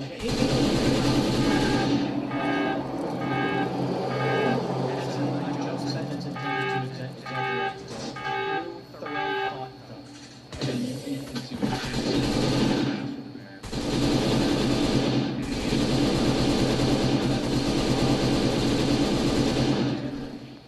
intentionally. Absolutely. I've met her in person. I've praised her intelligence well before she did her insane routine. But it's clear that she knows what she's doing. You don't accidentally say tobacco, get accused of saying tobacco wrong, and then keep saying tobacco. It's a choice. I didn't know that she was made aware that she was mispronouncing it.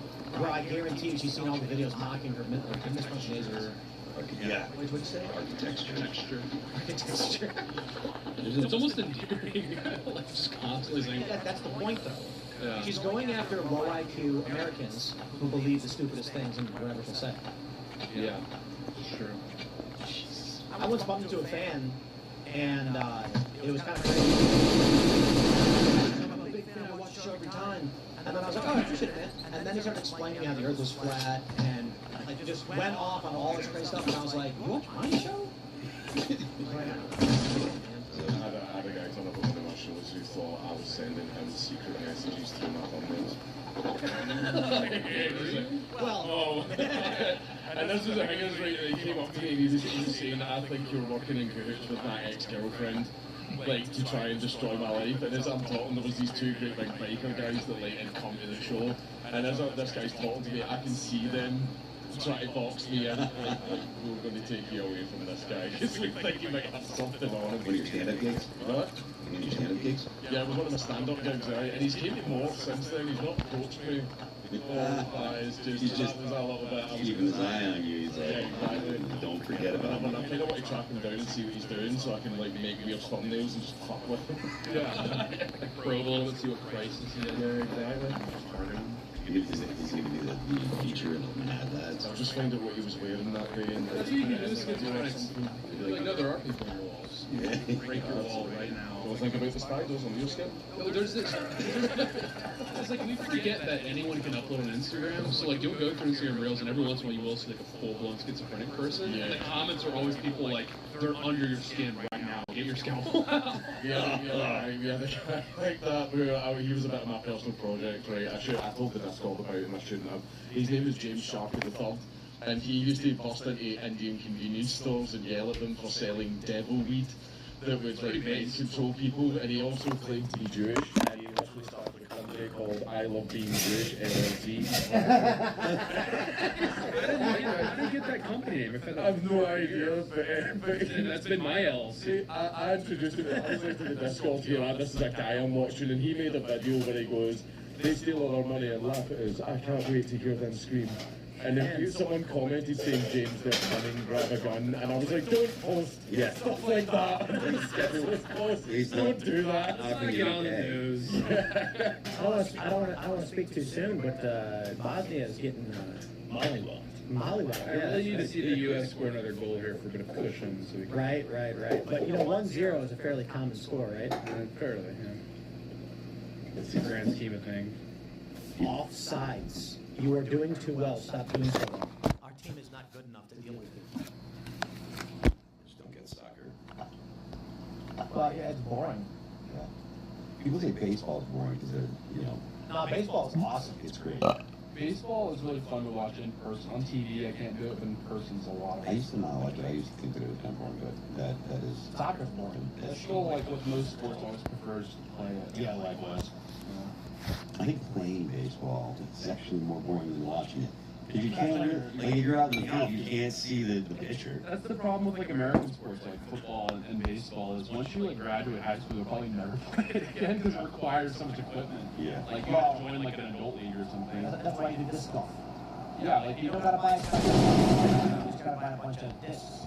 Yeah, this is like basketball. Like you can still play it. It's all, as long as someone has a ball, you're good. You ever play ultimate frisbee? Yeah. That's fun. Mm-hmm. It's like football, but easy. Well, if you can throw a frisbee, that's fun. Yeah. You can throw a frisbee, you're out of luck. There's gonna be sweats though, like the ultimate frisbee community. They get really serious about it. Yeah. You know, a lot of people in America, I read somewhere that rugby is more popular with adults than American people to play because it's so much easier. It's not traffic equipment. What, I don't even know what rugby is. It's just like they just run around. It's just football. Like American football is set off for this. Yeah. No, but it's like soccer but with your hands, right? No. It's actually it's pretty. It plays a lot like American football. Does. Play like downs and stuff. And No, it's sort of like I used to play rugby years ago, but it's like no shoulder pads or helmets. is it constant action or is Yeah. it like? There's no stops in play. Right, it's like most of it's soccer. There's kind of stops, but not nowhere near as much of it. But So what's up with cricket? That should be illegal. I don't know, that's confusing when it's like wickets and all these different things. It's just your moon and I'm sorry, I need to be really because to understand your sport. I'm not watching it. I know. Yeah. You guys should be ashamed of yourselves. Who? Us? The British. Yeah, they generally are. That's his first tell you. No, you're not at all. United Kingdomians. United Kingdomians. Yeah. What's the definition? Brits. Right, not English. I'm not English and Scottish. Right, exactly. But it's the British us, so. I'm not from British.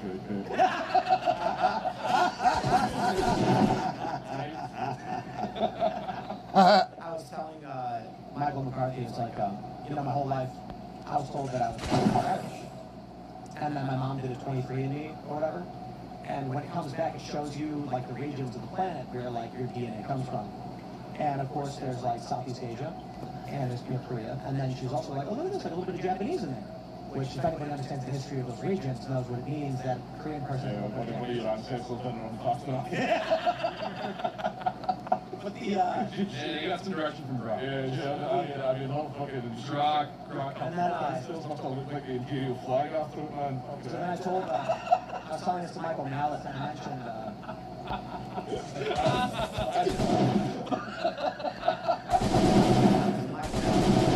was 5% Japanese. Oh!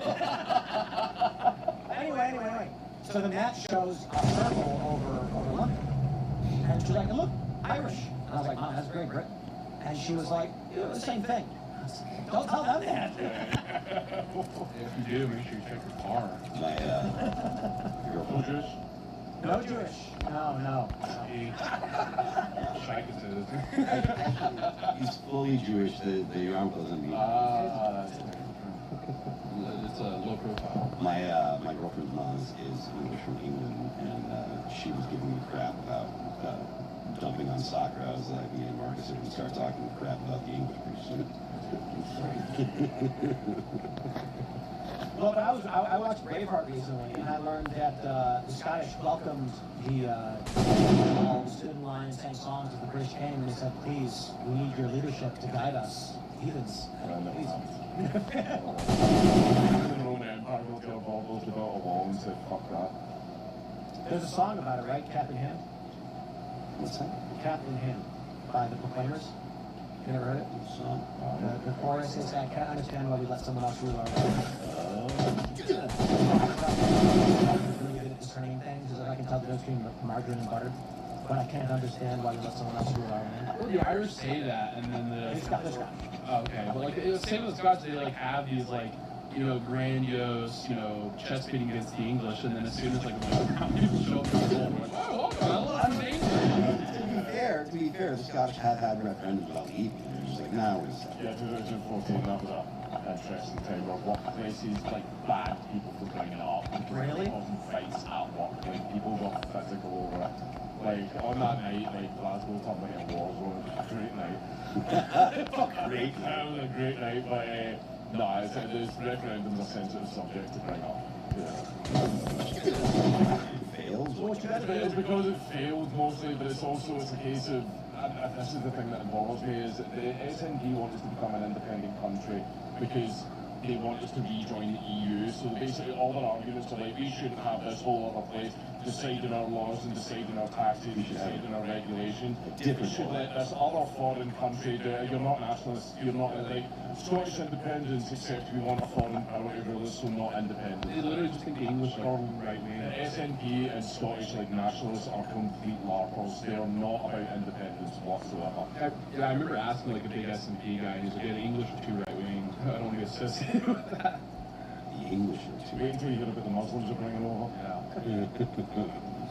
That's what I don't understand, because that's what I was talking about with Michael. It's like, one of the reasons I really want to talk to him as like an Irishman, how do you go from having Irish nationalists bombing people not even 30 years ago? Some of these people are still alive who fought with the IRA and the Troubles. Yep. And now they're just like, this political party's like, everyone's Irish. Well, we don't want any foreign invaders to our country rolling over us. And then anyway, open the floodgates, let everybody in. I've already made that joke, but it's like, see if the IRA do take over and they expel all the Protestants just have to wait until they open the borders and then they come back.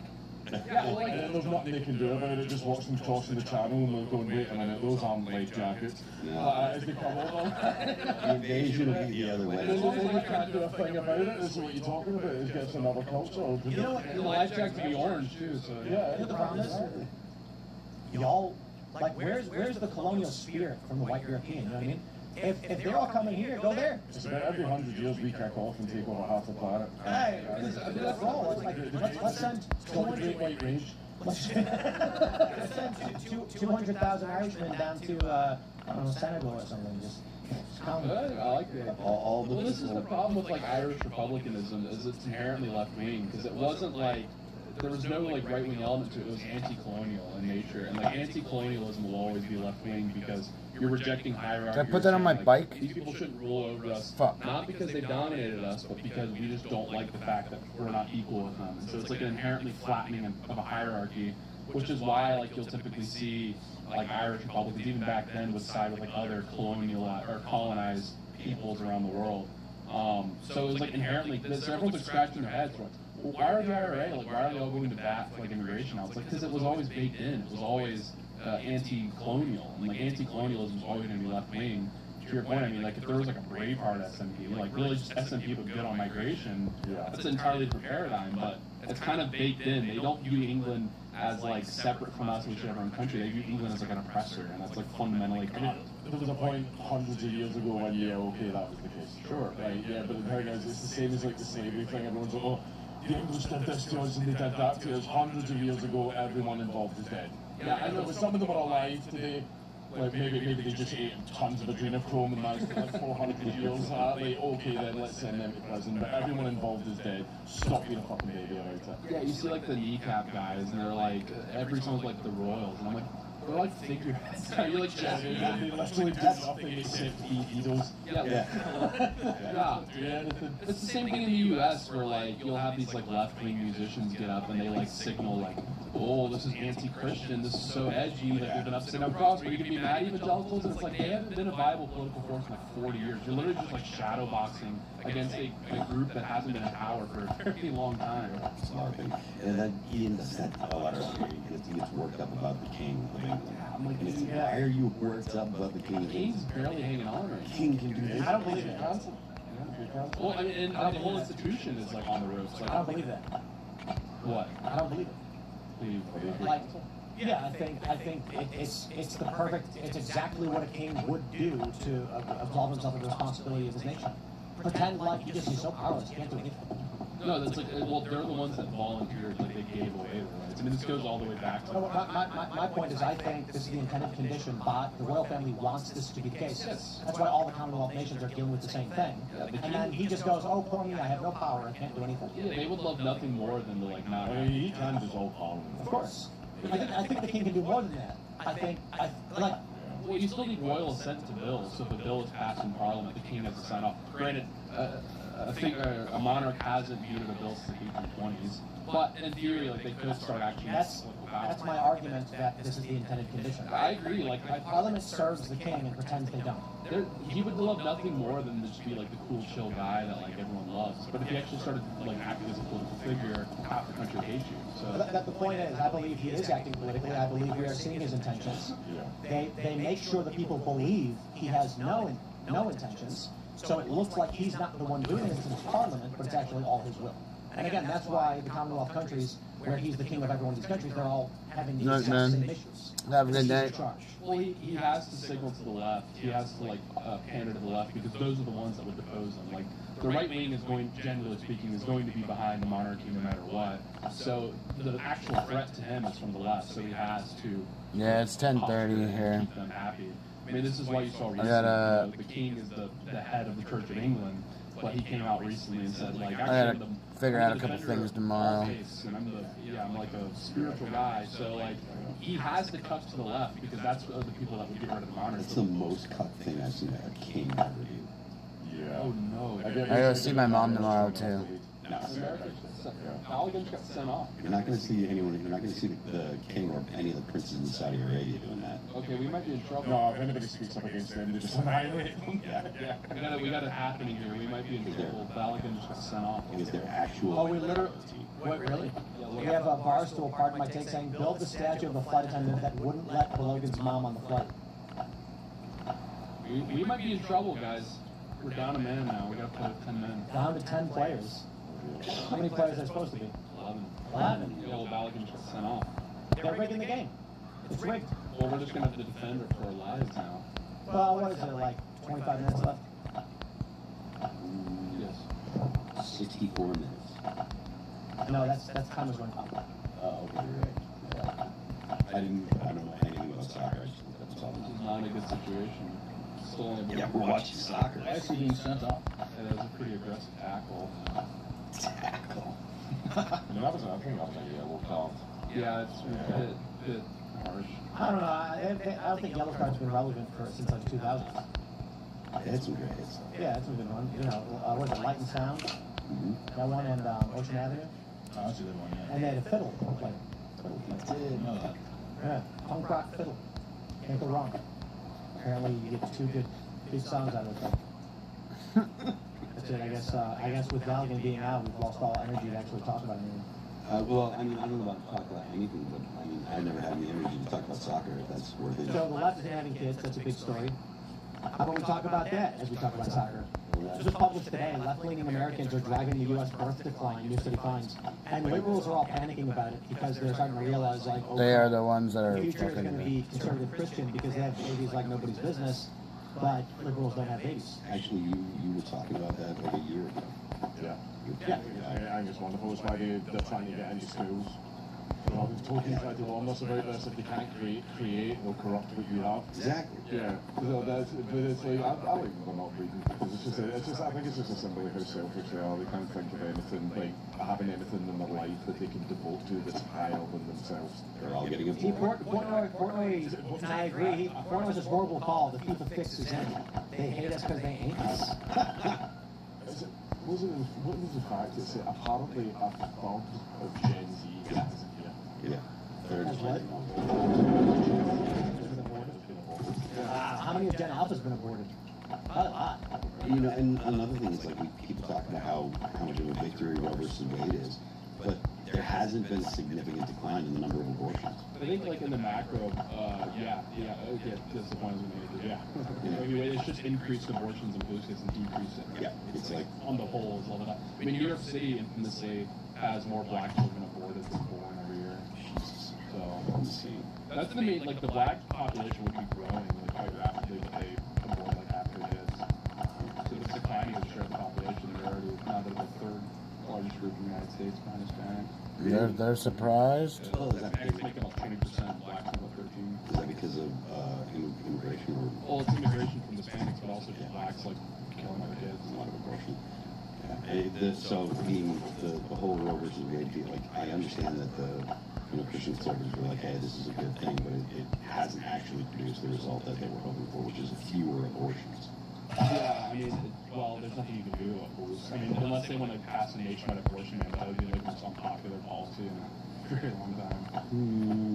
And it's like, Roe v. And I'm very pro-life, but like Roe v. Wade, like, hammered us in that midterm election afterwards. Like, the Democrats, that's like free campaigning. It's like the reality, unfortunately, that the Americans don't support some level of abortion access. Yeah. To my dismay, I mean, I wish it was banned, but. Struggle with it. Just quickly. Yeah. You just gotta let everyone know what you're doing. I'll go outside for a second. That would you guys call cigarettes? I'm asking Rock what percent of Gen Alpha was aborted. I think this is the first time. Okay, he closed the door. I'll go on that. I think this is the first time a guest has ever gotten to be like, I'm a smoker. We gotta go smoke a cigarette in the middle of the show. What are those things called where you get a toilet paper roll and fabric softener and you blow the smoke into it? I didn't know they had a name. I always thought it was like a toilet paper roll, toilet paper with. You take a rubber band, you take a toilet paper roll, you put like 3 layers of fabric softener over it, and the rubber band's done. And then you blow the smoke into it, and soaks it all up or whatever, and the kids would do it. And it is a thing. I don't know. No. I'm, 20% of Gen Alpha has been aborted. that's Based on how many live Gen Alpha births and how many abortions there were. Wow.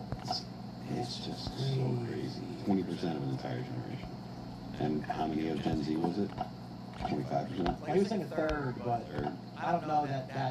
I think the number would be greater among the younger generations because Gen Z are the children largely of Gen Xers. Yeah. And Gen Alpha, like, if it's 20%, and they're not having. They're smaller. Yeah, they're a smaller generation, and they're having less sex.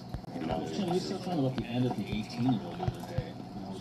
Well, there's an article, a post about it. Yeah, there's no 18-year-olds anymore. What they do? They don't exist. They weren't born. there's like We've reached peak 18-year-old. Universities are going out of business.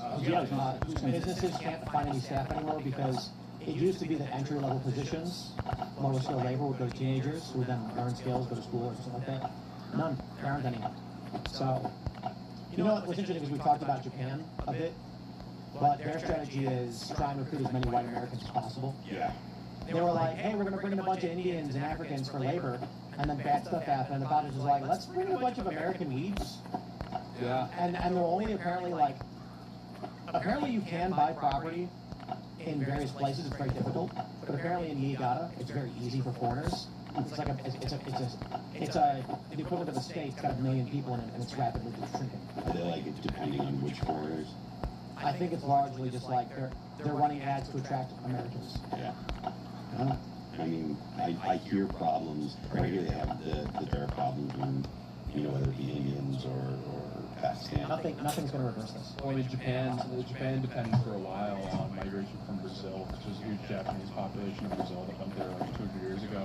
And so, in kind of this weird situation in Japan, if you drive in the countryside, it'll be shops in Portuguese and everything. People like literally look at the Japanese people and they speak Portuguese and they complain that they can't. Could you imagine, like, being a Japanese person in Tokyo, you're like 60 and like very traditional, and then you like drive up to Niigata, there's a bunch of morbidly obese dudes in fedoras with katanas walking around. And it's like, you can't carry those around, what are you doing? Konnichiwa. Malady. Konnichiwa, Malady. They say Malady in Can't Japan. find their waifus anywhere. They're all gone. Can't find their wife, because they got body pillows. I saw an infographic that showed, like, as much as the population decline in the West is really, really bad, there's population decline basically all over the world, too. Oh, India looks like yeah. So, I mean, like, Africa is the only reliable source of, like, birds now. And even there, like, Mali went from 8 to 4 over the last 10 years. And the Middle East is also going up as well. Yeah, well, It says, it's burdened by the third world migration that keeps it afloat. But yeah, among native Arabs in the Gulf states, for example, it's like they're getting cooked as well. it says the standard Japanese equivalent for milady or my lady, a formal chivalrous or slightly old-fashioned themed meaning sense is Ojo-sama. Konnichiwa, just Ojo-sama. Ojo-sama. Long O sense. Ojo-sama. They would say milady. And they would talk like this. No, if they're a weeb, no, they You know what's like the most amazing thing is like, there's like some young Japanese guys, and they go to Niigata, there's a bunch of like morbidly obese dudes in fedoras with katanas, but they're super good with the sword. They're just like, they're amazing. They studied the blade, Yeah, that's what I'm talking about. while you were at the gym. Over there, he's like master. No, he's in Russia. Wasn't Steven Seagal like, I heard a story that there was a movie director who made a bet he could make anybody famous. Oh, really? And see, That's like the urban legend. And then like some other guy's like, you cannot. He's like, watch, I'll do it. And he's like, took Steven Seagal, was like, we're gonna make you a movie star. Let's put him in movies. I don't know. Millions of dollars on a movie just to prove the point. You could do that in the 80s. Steven Seagal is very heavy now. I got a friend that is involved with like the gun industry and stuff like that, and he's friends with Steven Seagal. And you can't talk to him too frequently because the government will start looking at him. Why are you calling me Why did he that? like voluntarily become like a dissident? What did he? I don't know. Well, I mean, maybe it could be just because like He raped a bunch of girls and kept them in the fucking basement. That's what he did. in the U.S. So he's treated like a superstar over there. I mean, David Hasselhoff's big in Germany, but I mean, I mean, think he passed away, didn't he? Yeah, I'm pretty sure he did. Well, it was big drawing. He was. Yeah. Sang on that wall. My dad, he went to the NBA Finals, the Heat versus the Dallas Mavericks, and the Mavericks scored for Dirk Nowitzki, who's German, and they said every time, this was in Miami, he said every time Dirk Nowitzki set the free throw line, the entire crowd would chant, David! I mean, the mind games there. Great way to distract him. Yeah. You know, So we're all day. down to 10 players and we're still winning. Yeah, well, I mean, it looks like we're trying to stitch together an attack here, which could be interesting. Right? He's kicking the ball. He's kicked the ball. He's kicked the ball. Another guy is kicking the ball. Another guy has just kicked the ball. Well, they have hands? And the ball has been kicked. And oh no! Wait! He's gonna kick the ball. Oh no! He's gonna have a bounce. Terrible. We're all rattled. Yeah. The Balligan's a striker. We're playing for the striker now, who would be the guy you're trying to feed the ball to score. The striker is the guy that scores. So if he loses us the game, Can other people Well, score? also there's a red card, so even if we win this game, Balligan's out for the next game. Oh, really? It was a red card. Red card, yeah. If you get a red card, you're suspended for the following game. So they play. Wow, they're cheating, dude. We're gonna play Ricardo Pepi, our backup striker, and He's good. They can't bring him in right now. Like you would play, you can't bring somebody else in. yeah, you're down to 10 players for the rest of the game. Yeah. Yo, they're cheating. Yeah. The Bosnians have paid off.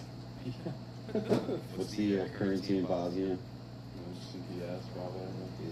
Oh, it's a boss buck. Is a boss buck? It was. Well, they have two. One's the boss buck and one's the Hertz buck. They can't agree. They just use them both. It's a mark. Divided I'm gonna take a into look at what the odds are right now for USA. I bet they're good. I bet they're really good. I don't know. I mean, a red card like really matters here. We're really defensive right now. So we're just gonna sit back and defend for all. The problem is their defense is shaky. They thus far depended on having a fiery attack, so we don't have to. Yeah. Oh yeah, dude. Oh bro, you're getting plus 1,700 on Bosnia right now. Ooh. Yeah, they gotta score two. That ain't gonna happen. Tie is actually only plus 285. Yeah, USA is minus 305. Yeah, the way it works in the betting is if it goes into penalties, if you bet on a tie, you get paid, which is crazy. Oh shit. Shit, that there are ties. There's no ties. Although, you know, I'm talking smack, but like, football can have a tie now as well. Yeah, Unlike, it seems like every season now. yeah, it's just, it's like, it's so annoying. It's the dumbest thing. And the new kickoffs in the NFL now. You can gamble on table tennis? So woke. You can gamble on anything. Oh, I was watching a professional pickleball TV earlier. Oh my god. We're scrolling the drain. I mean, I don't think anything says the West is It's gonna be a 100. Cornholing as well. No, but cornhole's cool. Have you seen cornhole mini golf? Yeah, it's so cool. Yeah, no, it's like a big course, and there's cornhole holes, and you have to stand on the platform, and then there's a bunch of crazy obstacles like a windmill, These are not buttholes, man. and you throw the bag to try to get it in. The way you were looking at it. I've heard the alternative. I was just trying not to get. Oh, we're down to 9 players. What's gonna happen? Someone's gonna kick him in the balls or something? I feel like you know what's really hard about this for me to watch is that I skateboard, so I'm like bouncing on the ground and rolling over and you gotta get it up. You just get it up. they're on grass. Well, in this instance, you're going to see Americans going out. Right. Well, they kind of like Reacting though. It's like, ah! slow motion. Cool 6'7", one of our guys. He, He caught liking pro-Trump stuff back in the Oh, day. yeah? Yeah. He's from Hershey, Pennsylvania, too, which is quite neat. I think it'd be way better if when they fell, they aren't exaggerating enough. I think it'd be really funny if they actually got an Oscar category for the best. Wasn't there a footballer who got caught putting blood capsules in his mouth and biting them so it looked like his injury was way worse than it actually was? Waiting for his nose. I read a story about a guy at bowling who had he hit a blade with his finger in his glove. And so when he got hit, oh my god. That's going to be awful. Yeah. Yup, look at them. Yo, they're so cheating. We're watching, what's happening? I hope you guys are watching the game at the same time as we are. Yeah. Pulisic wants the Yup. Watch, it's gonna be like, to the instant replay. oh, we're gonna review it to make sure. Oh, he's way off. He's miles off. Oh, yeah. He's behind the goal. No, that's Yeah. He did go into the goal. Well, as long as it wastes time, who cares? so if someone's behind the goalies, that's offsides. Is that what it is? I mean, no, if the last defender, so if there's a line of defenders, the last defender, if you're behind him and then you get the ball, you're offside. Oh, there. But, like, if you're in line of defender, the ball's passed, you run behind the defender that's not offsides. So when the ball is passed, if you're behind the last defender, you're offsides. So you have to score a goal with a opposing player in front of you and the goalie in front of you.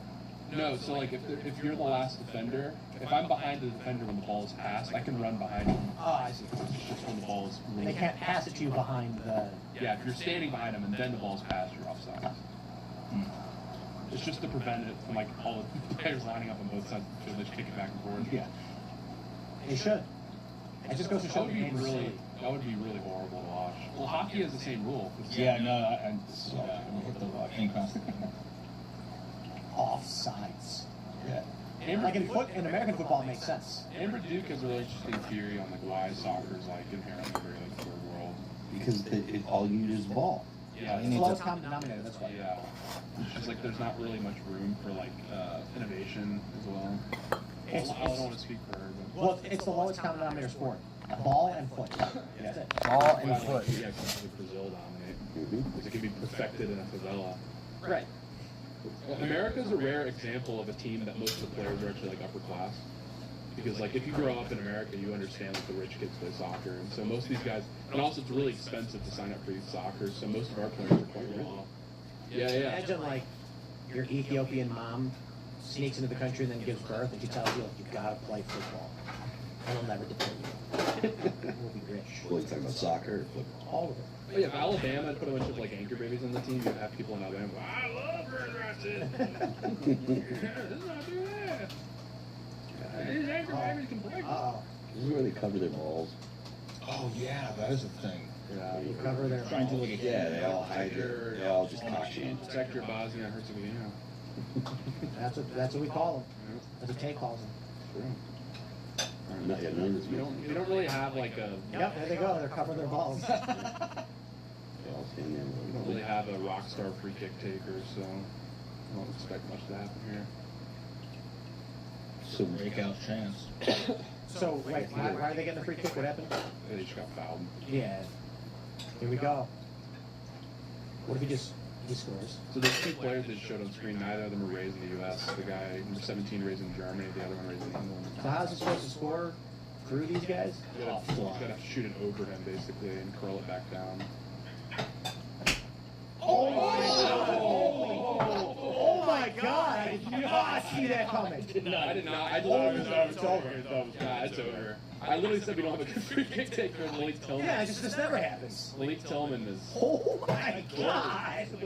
USA, let's go! I can't believe that's it.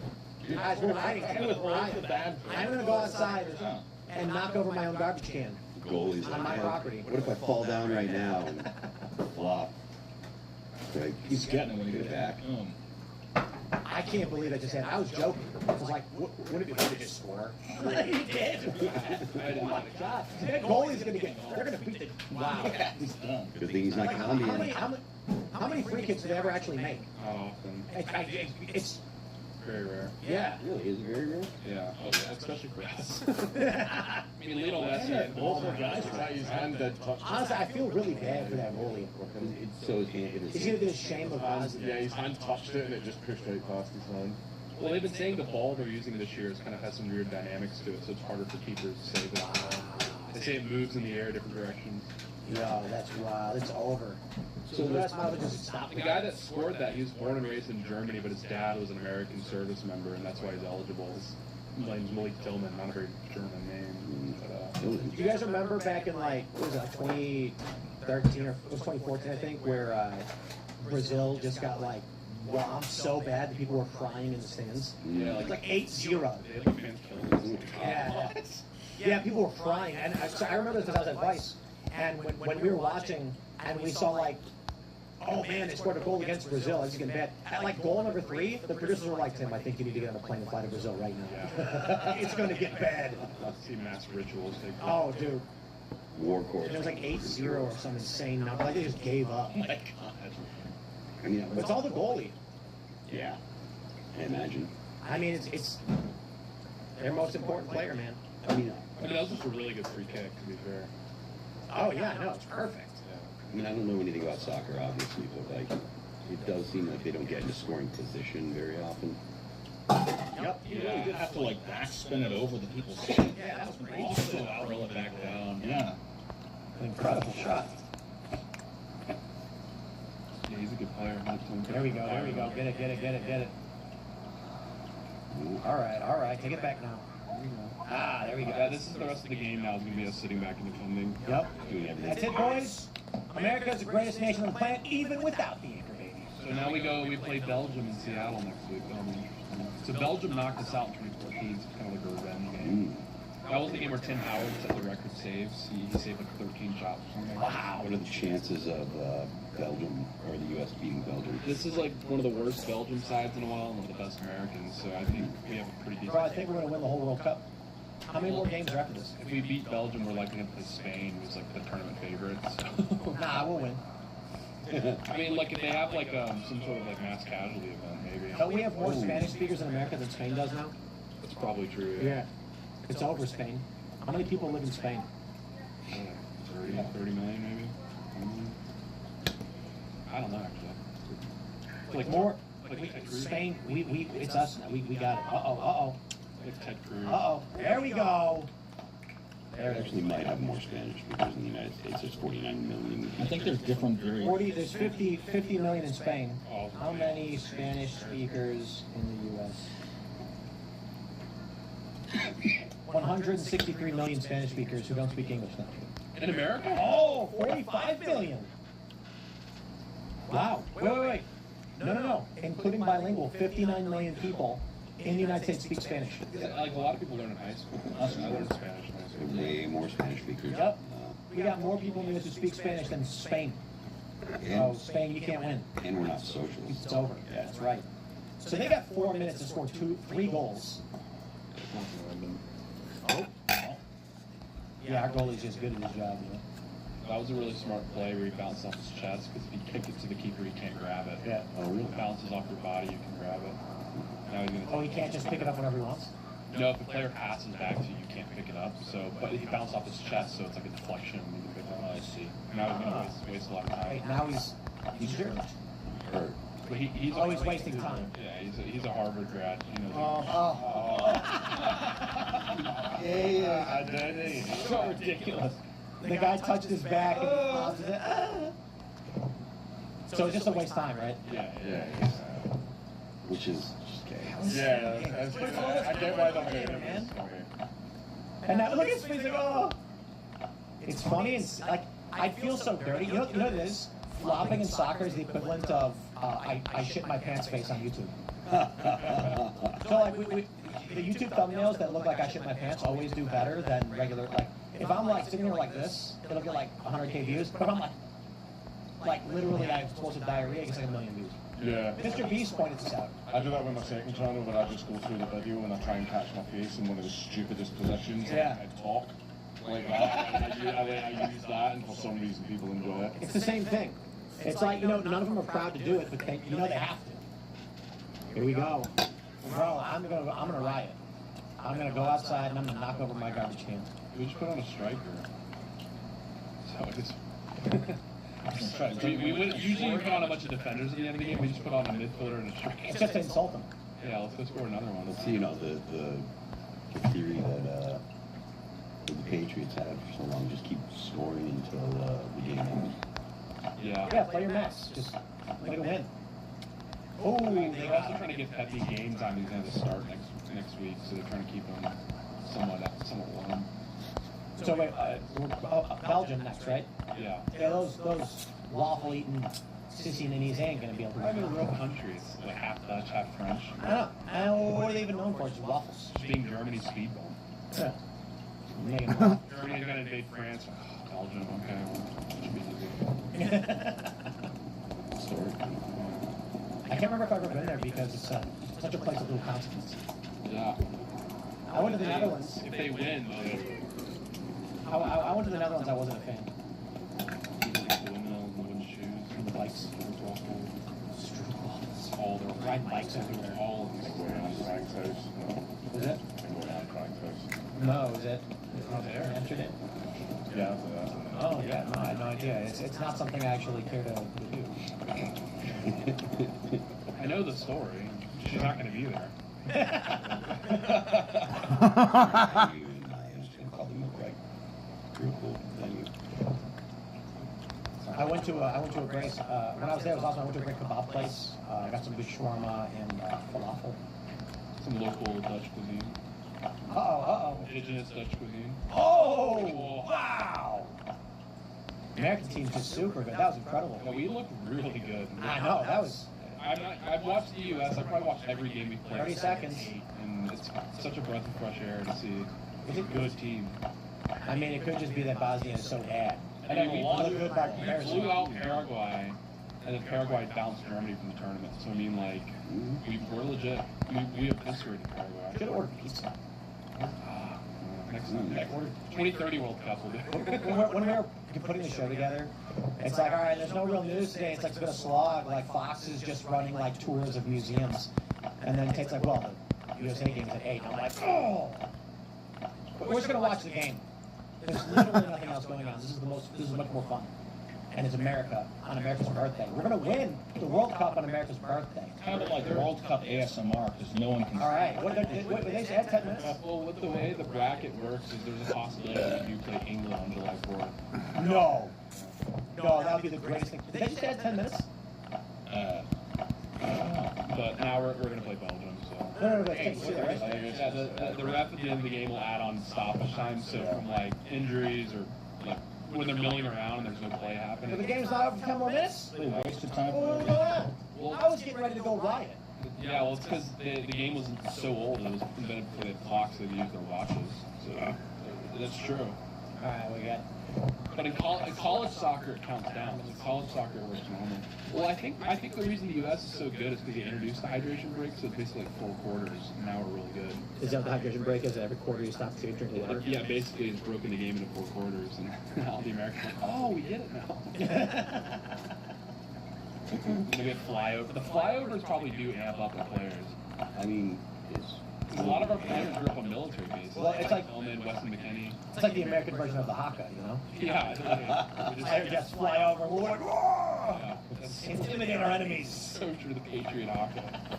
Just like throwing them. Hey, Bosnia, remember these? Fuck.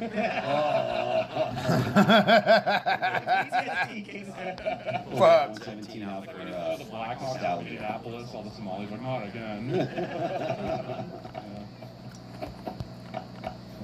Just ISIS coming out. Just beautiful stuff. 10 extra minutes. He didn't have to do anything. He just Watch this. This is the most he's had to do, like, all tournament. Really? Yeah, dude. They're so, the offense is so aggressive. And so. whoa. Shut the game down. So we beat 2 countries. I think that's. I think people need to point out, like, we're up against it's 2-1 right now, you know? They have 22 players. It's not very well. Man, some great Oh, plays. Bosnia can't believe it. You can't believe it. You know what city has the highest concentration of Bosnians in America? What? St. Louis, Missouri. Really? I have no idea why. You know, I want to give some respect to Bosnia. I mean, they made it really far. It's really, they did really good work. Finished 3rd place. Bosnia? Yeah. They get them in 3rd? The 3rd place in the group, but since there's 48 teams, they got to advance to 3rd place. Right, so they're going to, they go to the losers bracket? Is that how it works? No, the only like loser bracket's the 3rd place game, which makes sense. They're playing a 3rd place game then? Yeah, there's always no, they're not. But like at the end of the tournament, whoever loses in the semifinal plays in the 3rd place game. So they're out of it. Yeah, they go to Cancun after this. Is that because there's another game there, or there's? No, there's just free to go. Vacation. It's like infamously like losing teams in American tournaments just go to Cancun. Duke it out at the salad bar with the blue Salad bar. That is fun. The bar. at the bar. Well, they're Muslims, so they probably. Can we just? They should just call it. You know what I mean? They should. It's really weird that they're like visibly white but Muslim. No, they should just call it. They should just be like, guys. Like the American team would be like, guys. We already. Like I could go for a cheeseburger right about now. Do we really got to play another 6 minutes of this? We don't believe in miracles. How brutal would you they did? Like, knock on wood. You got 3 goals in there. Be rough. 3 goals in 6 minutes. Be soul Like crushing. the American goalie suffers a congenital heart failure just right there. The ball goes in, just collapses. Like the Americans crash out like 4 when we get a red card. Lightning strikes the ground, but because of the Bosnian, specific kind of Bosnian shoe, they're unaffected, but all the Americans go down. Like metal studs. How many red cards do they toss? Like, if they got like 3 red cards, could that? 5 and you have the forfeit. Like massive brawls happen in the game. You have to forfeit the next It game. happens a lot in Mexico, actually. You have to forfeit the next game too, right? I don't know, maybe. I like how when the ball goes out, all the players point at each other. It's like a Spider-Man game. Mexican soccer is the funniest thing because that happens often. Like, They're wearing sombreros. yeah, there's like shootings all the time, and then also they have so many players on their rosters that there's players with 3-digit numbers. Oh, Look at this. There's right now there's an Indian guy and a white guy and a Mexican guy all chanting USA together. Like, right? That's the American dream. An H-1B recipient, an illegal immigrant, and an American. This guy's my favorite player here right now because he's like textbook soccer mom drama. The last tournament, his dad accused the coach of domestic abuse because of playing time. Oh, man. He like got fired over it. How much do these tickets cost for this game? A couple grand, right? yeah. Have you seen the Balkan football hooligans because those are they're the most insane Well, ones. he's locked him in a cage. Yeah, but it's also you see them lighting flares and stuff like that, but they also rig ropes to the top of the stadium so they can pull out the stadium sign. Yeah. And you put politicians being hung and everything. And everything is shows you them lining them up against the wall and shooting them, and they just do it because these guys are psychos. Great. And they just have full blown army guys lining the stadium. Yeah. Just kick off at any moment. Almost. There's 2 balls. That's not fair. It's multi-ball. Multi-ball. The last 5 minutes of the game. No, it's more like 5. It's multi-ball. I mean, I wouldn't be surprised. Bedlam. Both sides are running in opposite directions. They're both offsides. Yeah.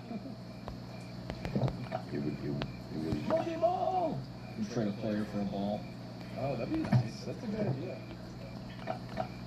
Well, this is the thing. Bosnia, one of their wingers, he was born and raised in America, but decided to play for Bosnia as a traitor. So I hope he feels this. He should be deported. Defeat. He should be deported too. I agree. He's from Wisconsin. And then he's like, oh, my parents from Bosnia. Wow, great. There we go. All right. Deported. Soccer will radicalize you on the fact that immigrants do not assimilate, because they were going through London and they were interviewing the fans that visibly of immigrant background, oh, are you supporting England? No, I'm supporting Ghana. Why did I support England? It's I don't know. Fox was covering that. It was a bunch of people in it was somewhere in Europe, and they were like, oh yeah, no, we're French, and they were cheering for Morocco. Yeah, it was Morocco. That's what it was. Yeah. Morocco. Yeah, nothing will dispel so many immigration myths more, and then also the fact that cultural proximity matters, because the Scottish fans came over, everyone loved them. They're like, these guys are awesome. They're like our cousins staying over at our house. Yeah. But when Indians come here, it's a little bit different reaction. And here's what people don't realize is that chicken tikka masala was invented in Scotland. Well, allegedly, apparently people are starting to doubt that guy's claim. Oh, really? What, that he made? An Indian restaurant in Glasgow claims to be the originator of chicken tikka masala, but apparently a lot of people dispute it. Why? What's the real claim? I have no idea. The argument is that it was inspired by Indian style cuisines, but just made to be a fatty tomato thing. Yeah. You should just take it. It's yours. Well, I think it's ridiculous. Yeah, well, we don't want it. What do you guys have? Haggis? Yeah, well, that's one thing I will give everybody is no one in history has ever said, oh, let's go to that great new Scottish restaurant. Right? Because I know that we still eat the planes are flying overhead, right? We're poor, it's fine. Don't you guys eat similarly to the British? Blood pudding and stuff like Yeah, that? we'll be complex. Yeah, but I like blood pudding, I like haggis. Well, I've heard that What haggis is boil the meat in the stomach? Yeah, haggis is the heart, lungs, and liver of a sheep boiled in its own stomach. That sounds awesome. Framing it like that puts some people, it's delicious. No, it sounds amazing. I mean, organ meat's so good for you. I love haggis. I've heard that pregnant women crave blood pudding because they're desperate for iron. Yeah. I'll just eat it's great. It's like sausage, but not so hard. I love black meat. Yeah, you would expect it all. And then you also throw a black and white. White pudding is the sweeter thing. It's made with sort of dough and and I've tried it. It's not that bad. Like, your gran will eat it, but like. But do you guys do like tomatoes, beans, and mushrooms and all that too? Yeah, we do all that as well. Yeah. But is that We do tax stones. Can you explain to me the fired roll? This blew my mind. Oh, Martin's rolls? Yeah, it's You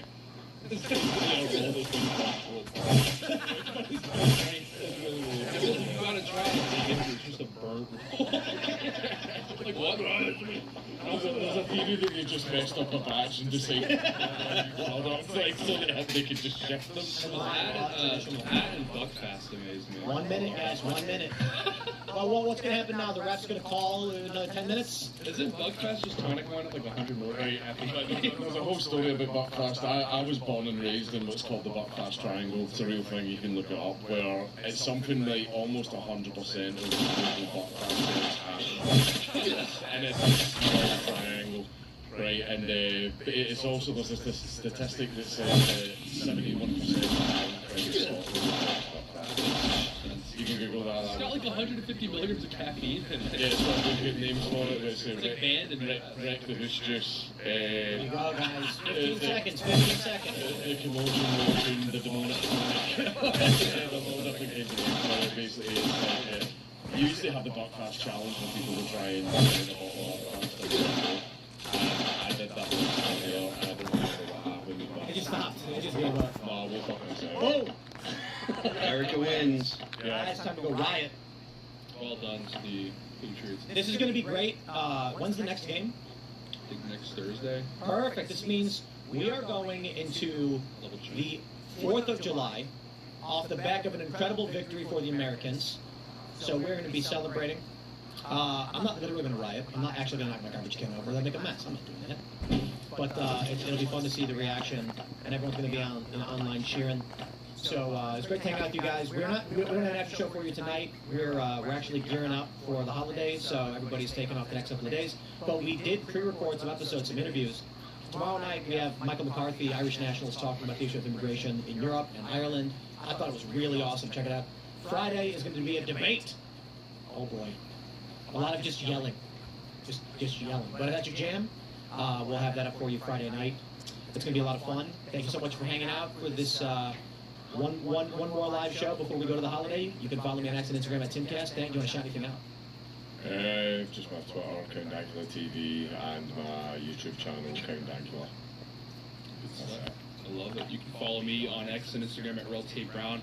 And I mentioned at the top of the show, please go check out the Gibson Go link that is in the description. It's also on my Twitter. I retweeted it just recently. It's a Patriot mom fighting for her life right now.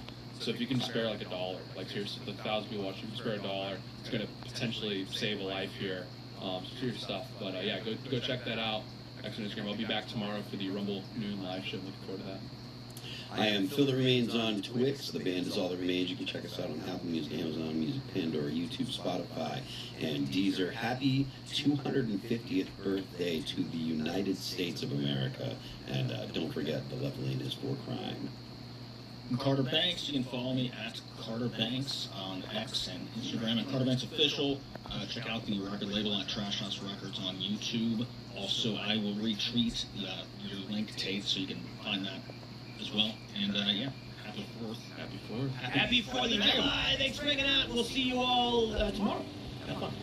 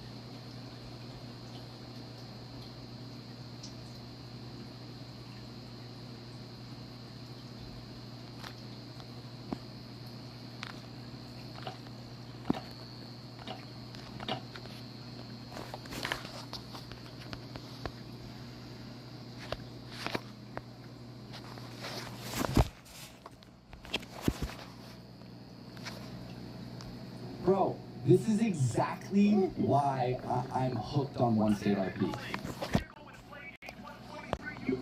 1 second, everything feels calm. Shut up. His name is Ben Ball Itch. That's his fucking name. He's got his name is, you know, fucking Itch your ball. And this guy, I want to congratulate him because he did get the show canceled. That was the biggest accomplishment of his life. And you know, he can finally play himself.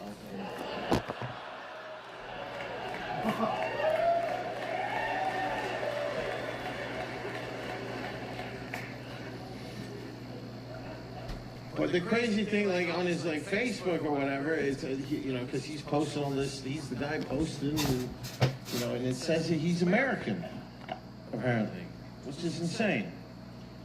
When Americans, they come to Canada and they think it's going to be this liberal oasis, and they move to fucking Nanaimo, and they think it's liberal because they got the gay paint on the thing. What they don't know is that there's, you know, at night there's a guy doing burnouts on that every night.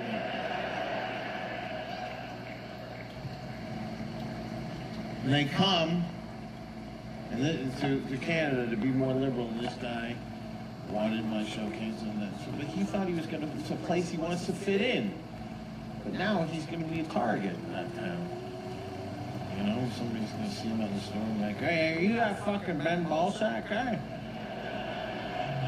Hey, you're a fucking guy that canceled my Ben Bankers night. Hey, you're gonna have to shop at another Dollar Ammo, buddy. I don't want to be my fucking Dollar Ammo.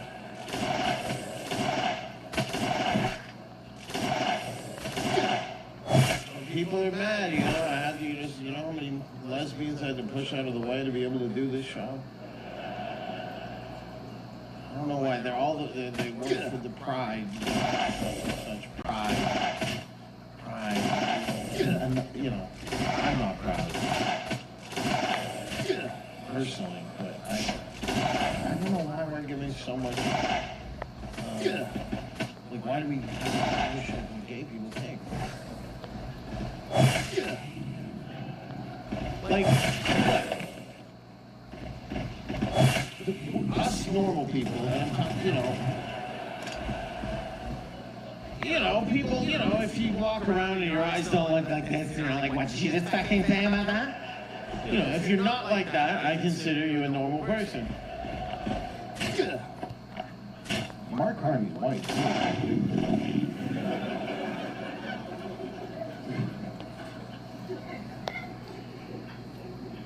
But people voted for him. They don't know why they voted for him. When you ask people, you go, why'd you vote for him? They go, I don't know.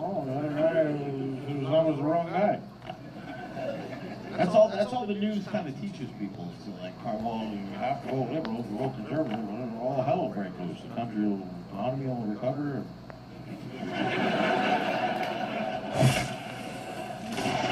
Start rounding up all these fucking creepy people on the streets and fucking came here on a student visa 15 years ago, and all they do now is steal Honda CRVs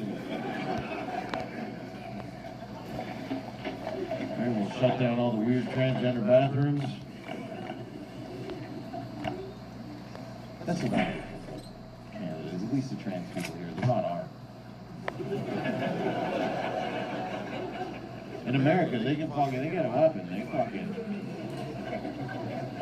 They're compensating for something. Cut my dick off, I had to buy a gun. Geez, some type of rifle in the house.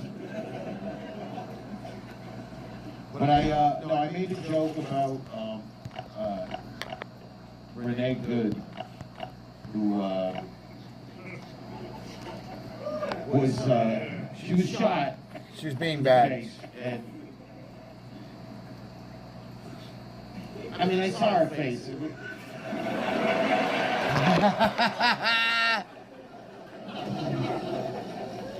It's an easy face to shoot. I saw that fucking revving a Honda Pilot. fucking Kermit the Frog. It's fucking...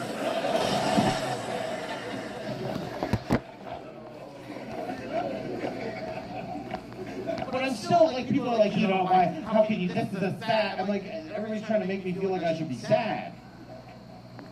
For her. I'm sad for the cop that, had to do that. Now he's got to live the rest of his life going, oh, fuck, that was pretty cool. Fuck. Usually I'm just hanging out at a construction site, but one day. One day.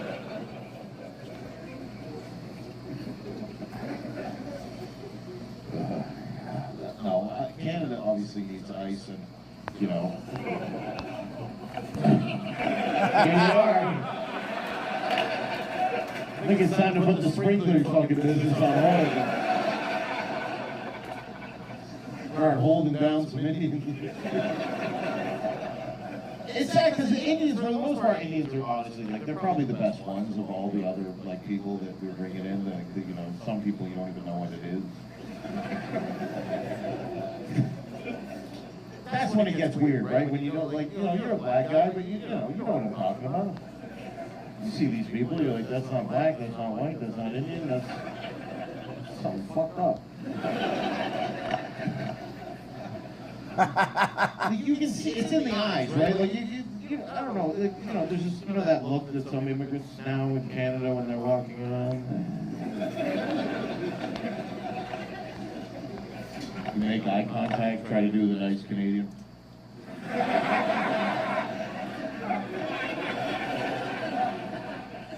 That is McCartney. But you'd think with how much money that we're giving these immigrants that they would, smile once in a while.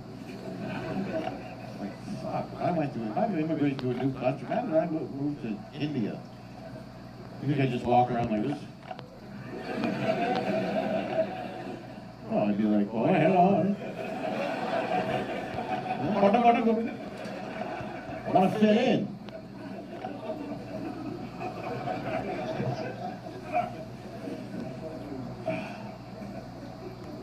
You gotta have a fat lesbian on the TV talking about, oh, well, this is really bad for the community to have a show like that.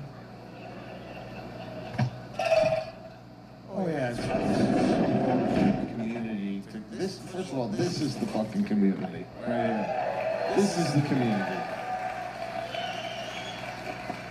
And they think that it's going to be safer if you weren't here, which is crazy because then the show's canceled, you're upset, now you're at a Shoppers Drug Mart behind an Indian guy and you're like, fuck you. You know what I'm saying? Because you didn't have the release to come here and let me do it. For fun.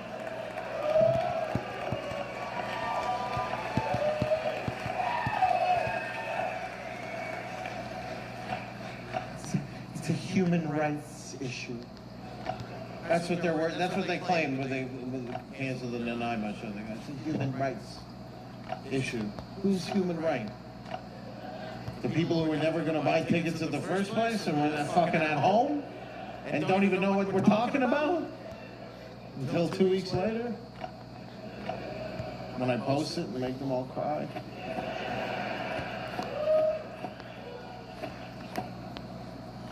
Because that was the thing. I was like, should I sue him? And I was like, I'll just make fun of him forever. Because that's my right of freedom of speech.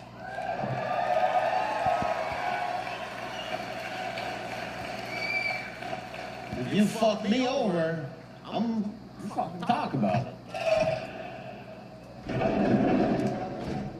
But it all started because I made a joke about the schools.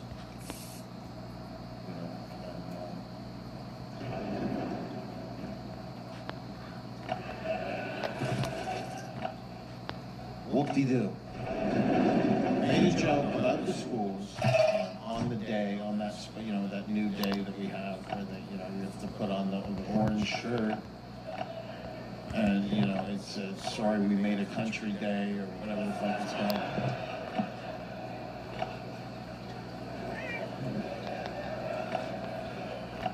sorry we have fucking electricity day, and sorry we have planes, trains, and automobiles day.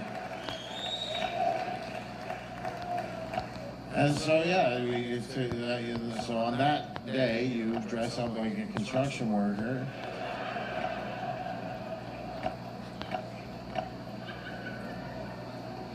Let's dress up like the people that built on the land that we stole.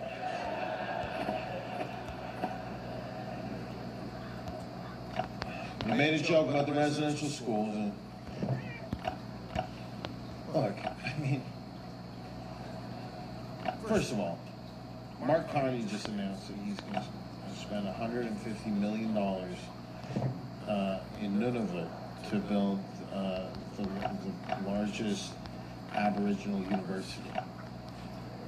I go, that is going to be the nicest residential school that we've ever had.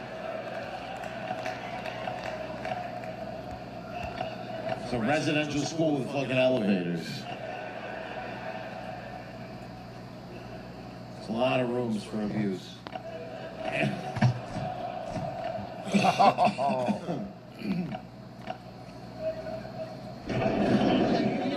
have to be able to talk about it because you're spending so much money on it.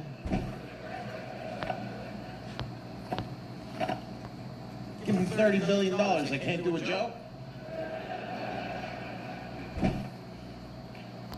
But that's the worst thing that Canada did. The worst thing that Canada, that's how nice of a country we are. But the worst thing we did, like, oh, Canada's a genocidal nation? How did they go genocide? Oh, school.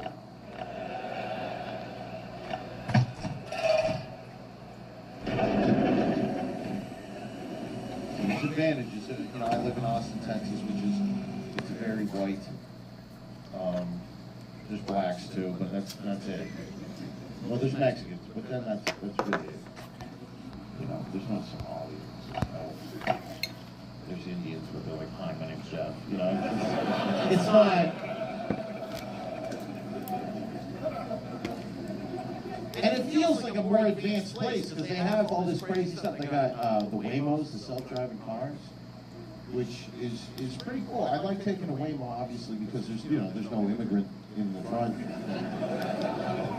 You know, you get in, you go, oh, it smells like nothing. Thank God, these robots, no BO. I mean, it's a real miracle. And you go, look, isn't this great? The wheels turning, there's no fucking, or whatever. Or Mexican, there it's mostly Mexicans that would do it, you know.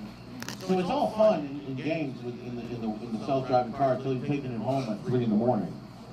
And you're stopped out at a stoplight and the black guy jumps on the hood of the fucking car. And you're like, oh fuck, press support, push the gas, you fucking pagans in San Jose, wherever you are. That's when you need the Mexican in the front. Because you'll shoot out immigrants until you're in that situation and you're like, not today. Saves your ass and fuck. You're gonna call ICE back. Made him say, hey, yeah, I told you to deport this guy, but actually.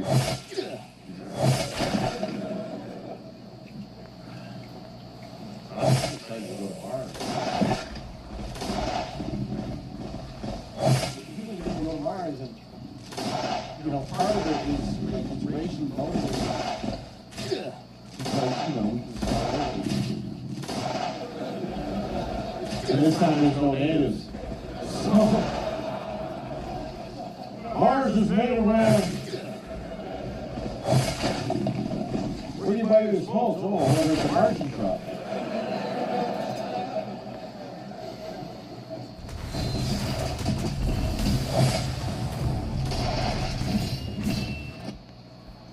It's called Joel, or the Martian truck.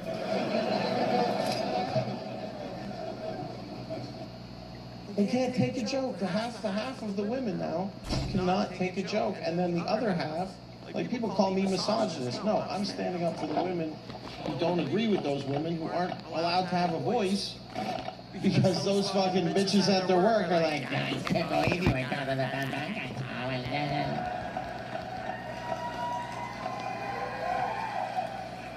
And when they say that, you go, well, maybe if you sucked your husband's dick more, he wouldn't have left you for the other bitch. And that's why he's living on the res. Hit him back where it hurts. Fuck him. But that's the whole thing. How you can't love it, how you shouldn't have. And it's a sexual thing. Those people that can, nobody's fucking them. That's why they're insane. That's why they're going around going, so you would think that that was funny, that the death of a fit person. Yeah, sometimes the death is fucking funny. Sorry. You never seen an Indian person die? Do it. I watch it all the time on X. Sometimes it's like, oh, and then he... Look. That's fucked up. That's fucked up. I'll move on. That's pretty funny. That'll be funnier in America, for sure. Campbell Rivers, like, oh, that's talking to everybody, but oh, you guys, fuck. Holy shit, CBC was right. It's kind of tough to the white supremacy thing. They're always calling us white supremacists. The white people. And the fucked up thing is, before that, like, white people, we were like, we're all equal. We said, we were like, we're all equal. And then all of a sudden everybody goes, no, you're white supremacists. I'm like, okay, jig's up. Yeah, what that is.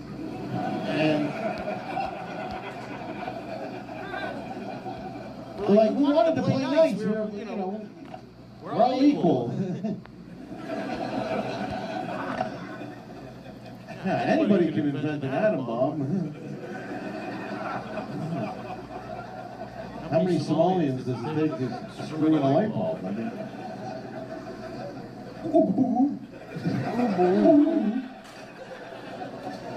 just shooting at it with an AK.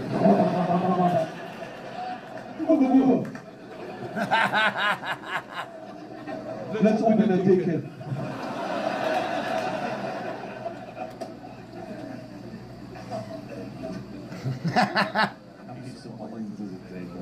Daycare. That fucking And did you see the CBC in Canada did not want to report on the Somali fraud because they said there's too many similarities with what's in Canada, so we don't want these guys to quit their job. Start rounding them up. There's other one, like, think, you know how crazy you have to be to fucking leave a third world nation to some shithole and come to America or come to Canada and not even smoke the weed. You know how fucking crazy that is? Canada, where we have the best, in British Columbia, where we have the best weed in the world. Debatable. And they're no, drug is bad. They don't do. Because if they really liked it, if they really liked it when they showed up, they'd be like, oh, I don't have to wear this, and they'd fucking throw it, and you're like, where's the fucking let's party, right? That's how you fit in. Because if they just smoked the weed, like, come on. You know what I'm saying? Just fucking force them to smoke the goddamn weed when they fucking show up. Like, one last, okay, you sung "Oh Canada" horribly, by the way, horribly. Have you seen those, the citizenship test things? I think they stopped having them sing the anthem because it was just so fucking embarrassing. A room full of Indians, and Chinese, and Muslims, all go,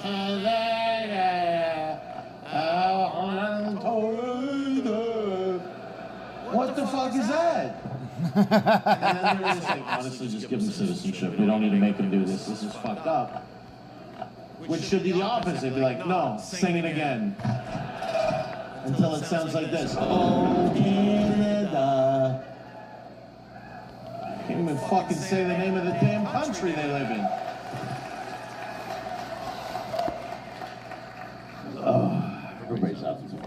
two guys there. I don't know if I've cracked that, but those two guys, they look like fucking CBC plants.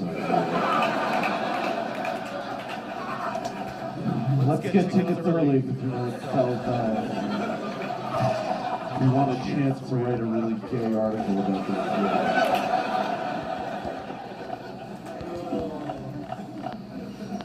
I went to a Pat Baker's show and it wasn't funny enough. Yes, everyone else was laughing, but not me. I have morals. White people, white people are allowed to have a culture too. And our culture just happens to be thinking that we're better than everywhere else.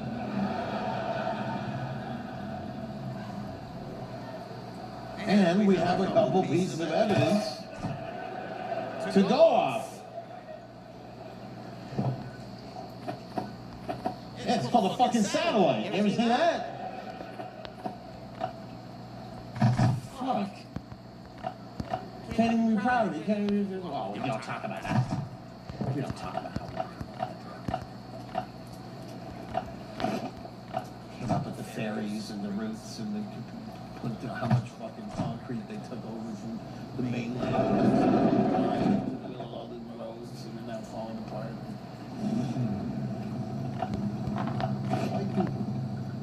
I mean, there were some Chinese people who were ordering the mail. There's a white guy at the back going this way. It's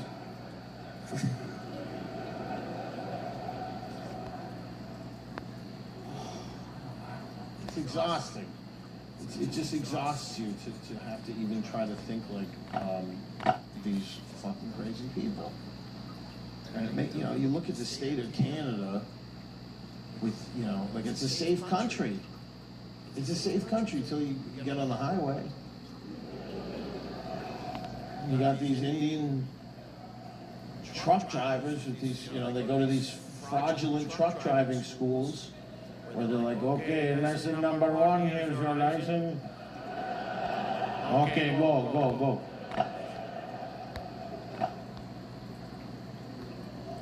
You're on the highway, there's an Indian guy with his bare foot on the fucking dash. And it's like, oh, what is that, hockey team? And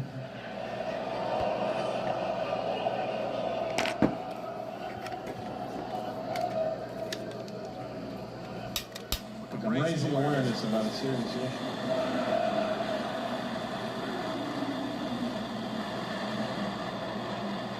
It's so sad when an Indian truck driver as a Canadian, my first thought was, what level were they playing? Oh, a single A? Yeah.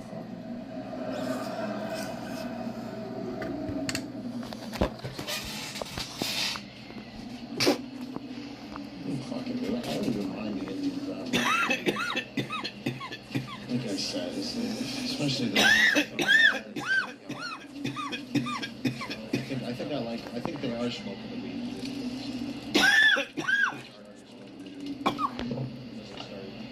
Smelling better, acting better. Because that's what weed is. It's self-reflective. And when they got here, right, they're doing Uber and they're passing all these weed stores. And then one day they're like, okay, I'm going in. What you're like, I've never cried. One time we seen him some cow shit and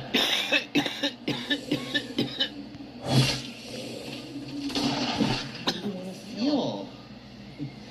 I want to be happy while I do Uber.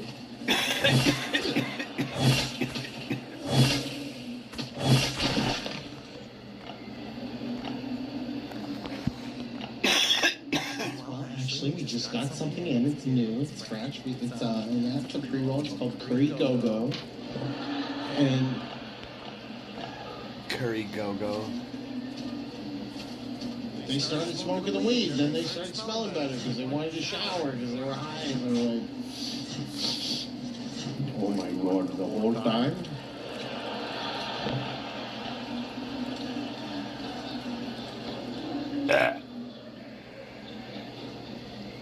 before they smoked weed, they didn't like showering. They got in like, oh, too hot, too cold. Once they got hot, they're like, no, this feels pretty good. Rub-a-dub-dub.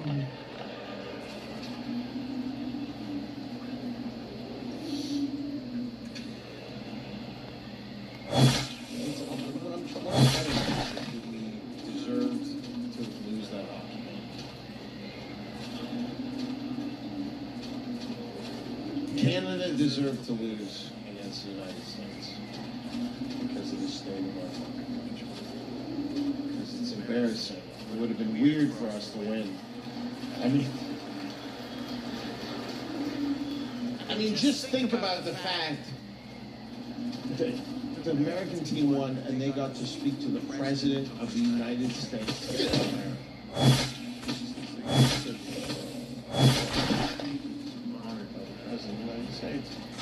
Who would the Canadians have talked to on the phone after a win like that? Congratulations, boys. We got a trained school shooter on the line. Yeah, it's Mark Carney's son.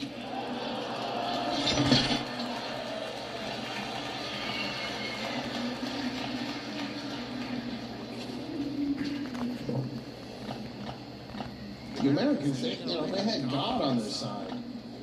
They had God on their side. We played a better game. We had more shots and everything, but the goalie was crazy fucking behind the back saves and shit like that. That was Jesus right there. It's like, I thought with all the Indians we had, we'd at least, we didn't have like Vishnu or something. The Canadian team, that would have been. Vishnu's a good God to have if you're a goalie.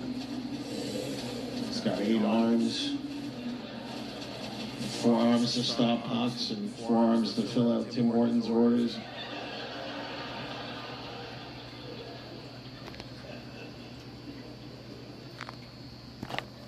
But if there's any team that won, at least America, at least we let America win because they can carry on the great tradition of hockey and a white country.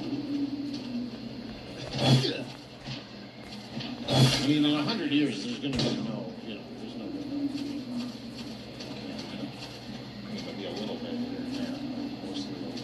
Like, I don't know how those games. There's not going to be.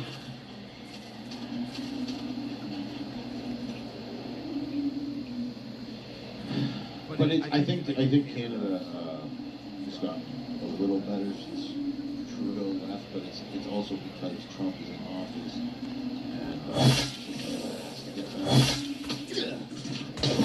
they get invaded.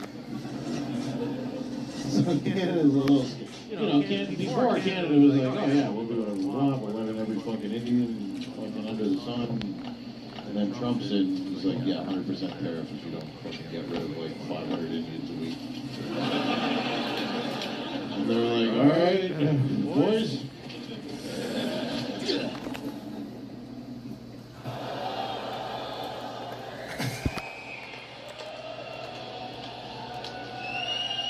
Look, I only say that joke because it's funny.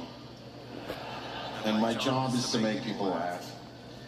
And the world is so fucked up that that's how far you gotta go for some time.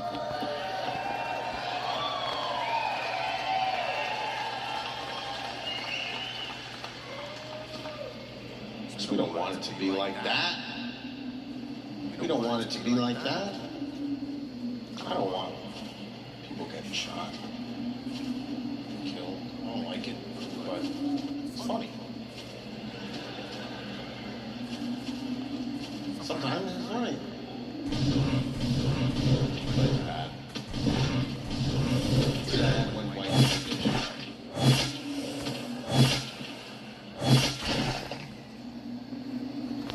You feel worse. I don't know why. Maybe because I'm white. But like if I hear about a shooting and they're like, oh, gang activity, Surrey, I'm like, eh. I hope fucking more of them get shot.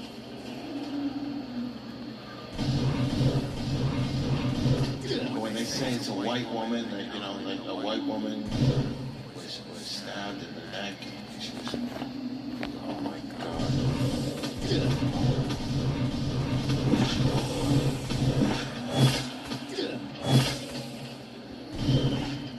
Oh, she was liberal? Huh? She voted for this. She voted for it.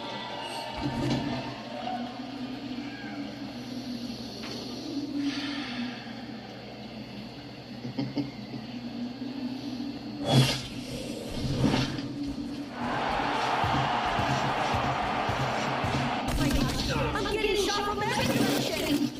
Wait, what? I was born as hostage?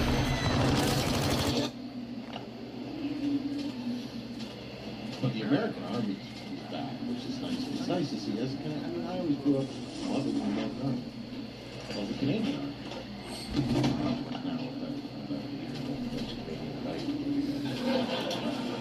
We are ready for the invasion.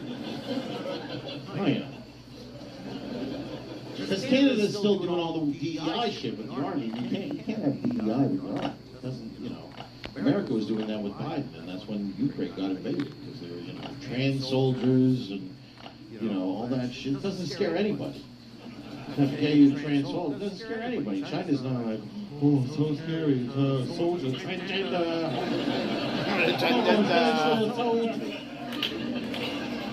Maybe we invaded Taiwan on the Pride Month. Oh, the soldiers are doing TikTok. We don't need it. We don't need the ass queen on the fucking battlefield. Like, yeah, I just looked really horny today. I looked so horny. I feel bad when bad things happen, but look, you gotta worry about yourself in this life. You gotta fucking take care of yourself, because if you don't take care of yourself, people won't take care of you, except for, you know, if you're native, then yeah, there's actually a lot of resources out there.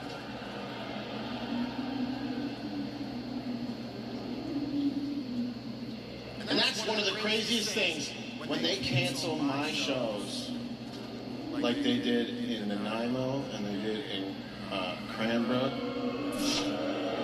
And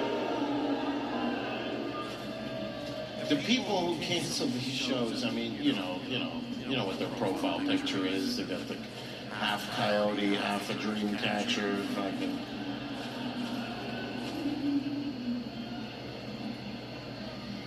I'm a fourth generation Métis. I mean, shut the fuck up.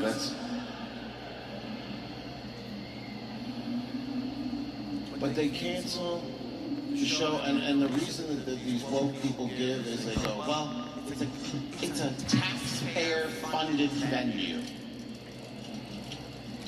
And I go, guess what, bitch?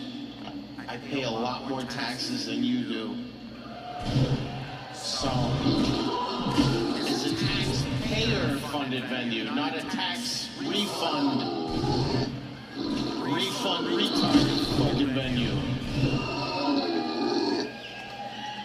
These people, I got $8,700 in my tax refund last year, also taxpayer-funded venue.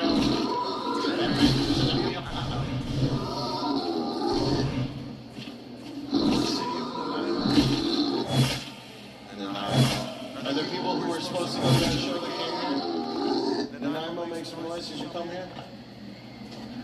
It's 8 people. It was the only 8 people who could afford a flight, an $85 flight to Kelowna.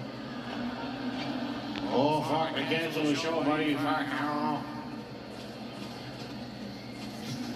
know. Might be the first conservative to sign up for MAID.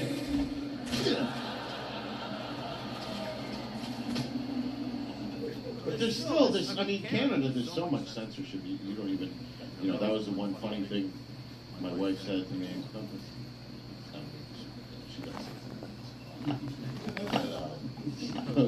She goes, at least the shows in Canada probably won't cancel because they can't beat the news. I was like, good point, baby. Good, we're good. We're good. We're not going to cancel Nanaimo. Even though the fucking native elders have been fucking smoking the peace pipe for it to happen. Yeah, I had some chiefs come after me. Canada. Fucking boom. Let us talk about Ben Bankus.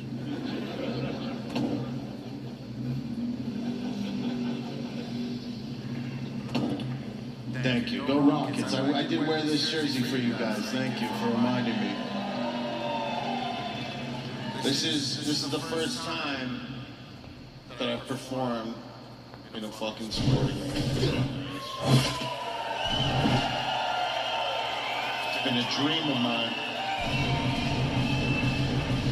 It's been a dream of mine for a long time. And I thought my first time would be,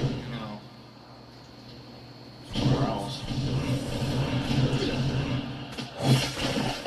You dream, you dream. Madison Square Garden. But you know what? Prospero Place is my Madison motherfucking Square Garden.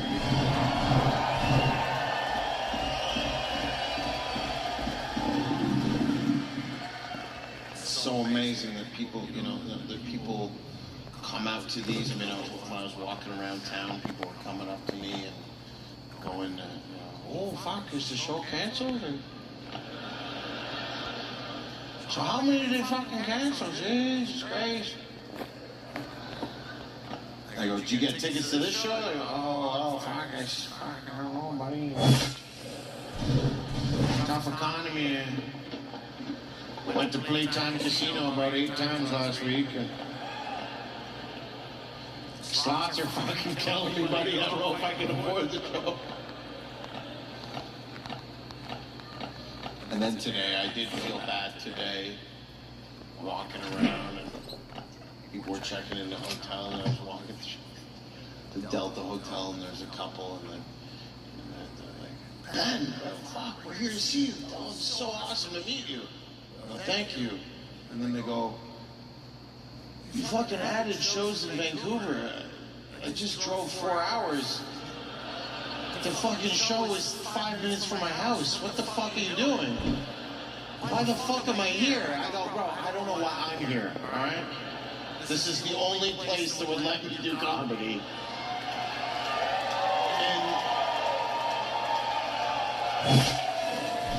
In a 1,000-kilometer radius. And even tonight, obviously, the next time that I'm going to be here, we're going to fill this fucking thing up. I'm going to stand in the middle on a little fucking circle.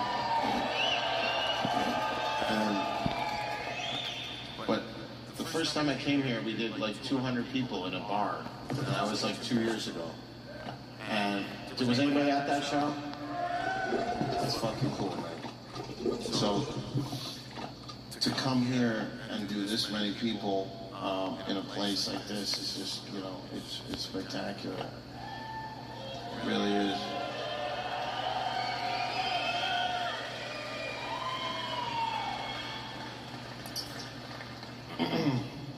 And you brought your wives, and you spent the money to make sure that she would come, and you brought your husband. Thank you, lady. A lot of women bring their husbands too.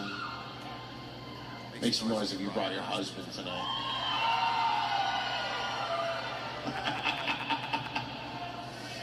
Make some noise if you brought your fucking wife tonight. Those are the real men in here. The other men. My wife brought me to Ben Bankus. I don't know. I didn't know what to expect. I work at RBC, so I didn't like it.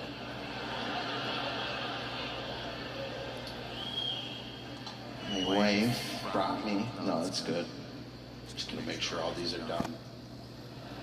That's like another cool thing about being you're in the States and you go, well, yeah, the native people in Canada, they're like, what the fuck's that? Indians? They don't give a fuck. There's no fucking whatever we have with the sad native people. Oh, it's been really hard. Shut the fuck up. You got internet now. Would you find yourself a free Zoom therapist paid for by me, and I don't want to pay for it, I'd rather you just fucking kill yourself.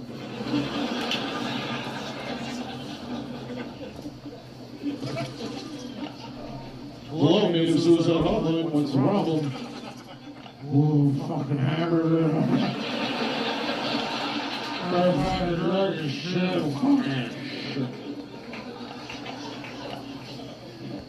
Okay, sir, I understand. We've been trained for this exact moment. They told us in training you'd be fucking hammered.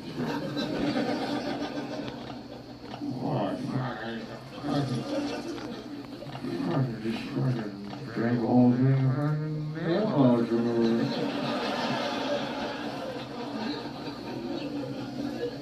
How dare you people laugh at that?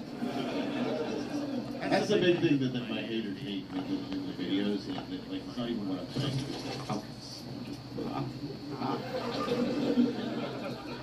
Somebody shoot that. Go.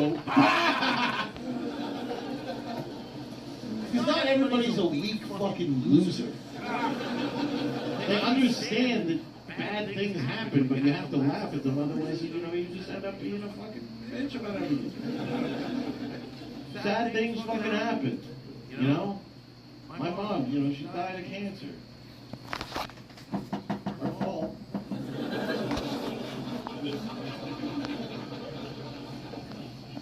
She fucking hated the natives.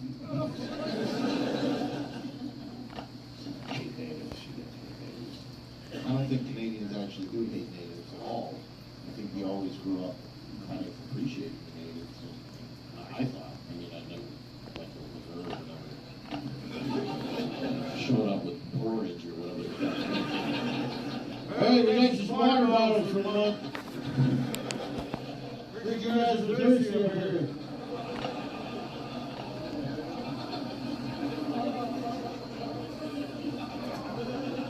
Water everywhere.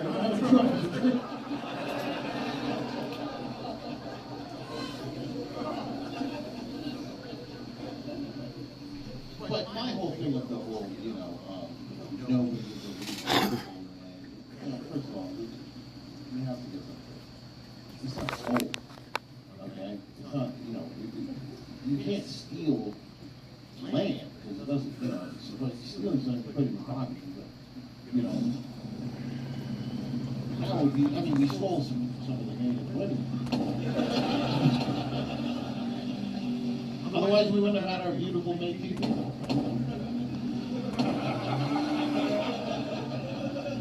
Look, I was educated about this in 1998. So, all I know is that the first raid, and then there was raid, and then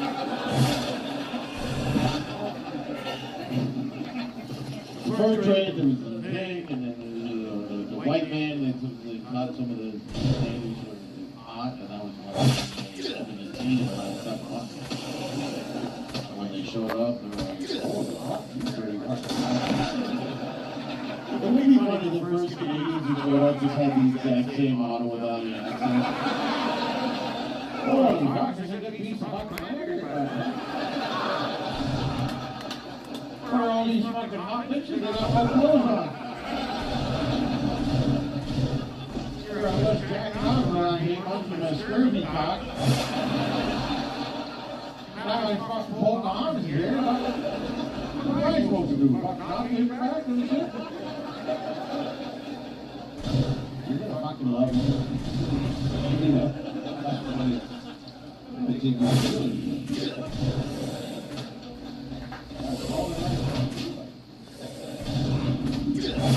You guys have been amazing tonight. My name is Ben Vegas.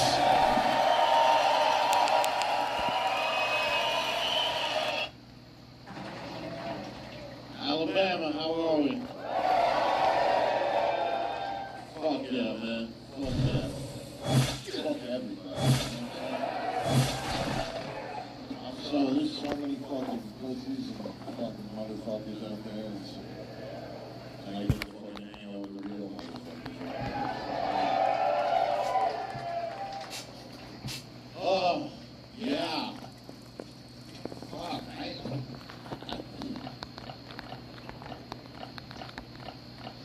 I've been trying to, listen, I'm racist. Like, to a liberal, I'm right. You know what I'm saying? Like, if you're a liberal and you see me, you're like, yeah, okay, this guy's a racist. And then if you're a Republican, I'm a hero.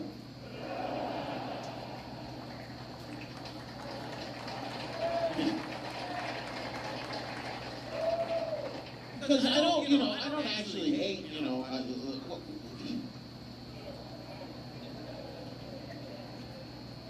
this is the thing, I moved, like, I'm from Toronto, Canada. You understand how horrible that is? If you've never been there, it's fucking, it's done. It's like, it's bad, there's Indians everywhere. And, other fucking, miscellaneous, migrants. The business. And it's a fucked up way, and it's like, well, yeah. And now I feel like I'm becoming less racist, because I moved to a very nice neighborhood. I moved to a nice neighborhood in Texas, and when you're not as racist when you don't see them. I didn't realize it. When you're not swimming through a fucking pool of hijabs and fucking turbans and fucking, all of a sudden you're like, wait a second, I think I might be a good person. This is crazy.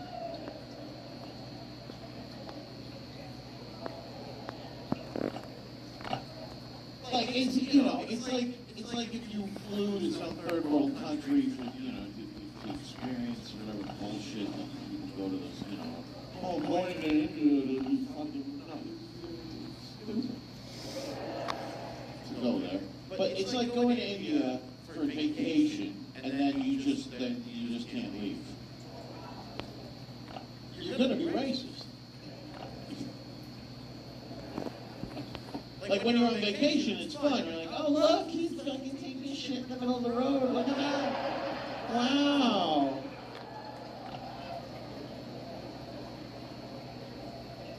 Maybe we should get one of the snow cones where they rub their balls on it or whatever. But then you go to the airport and the girl flag just cancelled. You're like, I fucking hate you people. You know what I'm saying? It was fun to experience it. I don't know. I'm in a place where I look at my phone and I'm gonna do something about these people. And I don't even know. That's not even a specific group, but mostly, honestly, white people piss me off on the phone. It's not even the immigrants. Like, the immigrants are one thing, but the white woman standing in front of them like, Heath, they're good people. Like, we need to put her in a camp first.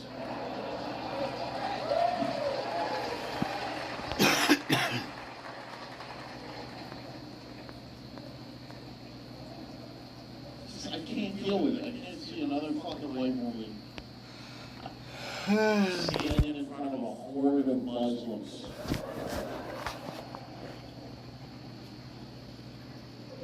That was a picture they just posted. The mayor of Seattle, who's she's a proud communist. Okay, so you should be shot. I mean, what the fuck does that mean? What the fuck does that mean? What the fuck does that mean? A proud communist? And I miss the old communism before. Now it's like Muslim. That's all communism is. It's just like, well, we're letting them in. That's really what now, the new communism is really that. It never used to be that. It used to be Jews. I don't know. This picture, did you see it? She's a white mayor, and she's standing like this. And imagine you guys are all fucking sitting on the floor on a bunch of rags. With a shitty carpet, cross-legged. And she takes the picture of me. the motherfuckers are behind her laughing at, they're laughing at her because they're like, we're gonna rape her. And it's like,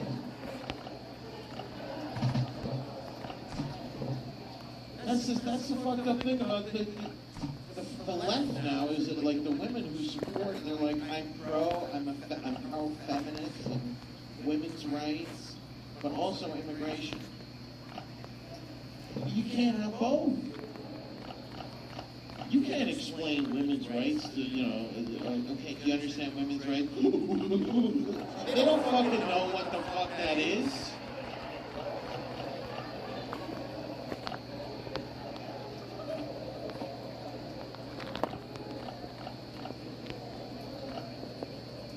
And then something happens to those women, those people, women, usually a woman, who voted for all these things, these progressive things, and then something happens to her, and then an immigrant attacks her, and then she won't press charges. She's like, I don't,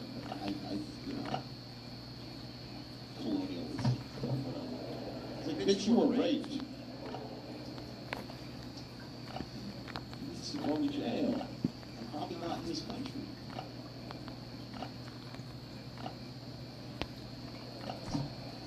It's just a bizarre thing where they vote for stuff that goes against, like they go to the AOC yesterday was speaking at another Muslim fucking, I don't know, it's Muslim month. I thought it was fucking, maybe I like Pride Month more, I don't know.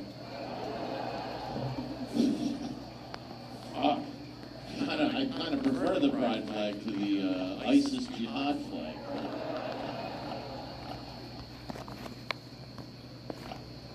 But AOC, and she's wearing a hijab. To that's the whole thing. To pay the respect. To why? Why? They chose to come here. Why do we have to pay respect? They should maybe put on a fucking Knicks hat or something.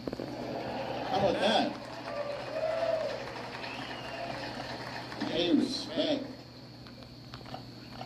After a car accident, like the insurance companies couldn't care less. That's where Dubin Law comes in. We'll make them pay you the money you deserve. So when insurance companies start playing games, let us get a little colorful. Dubin Law, tough, reliable, cute.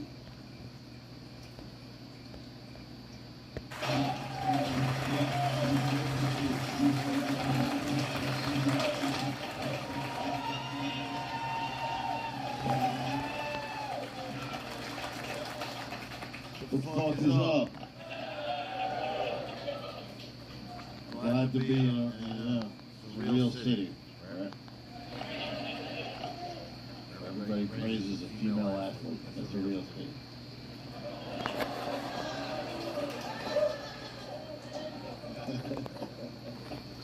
Oh, yeah, no, it's nice. It's nice to be here. I was in Cincinnati, which is probably better than here, in fact.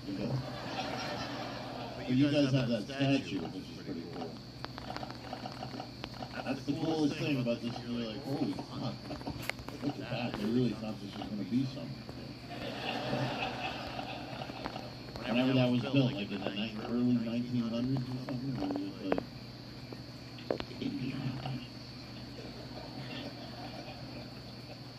But I'm happy to, be here. It's a lot of whites.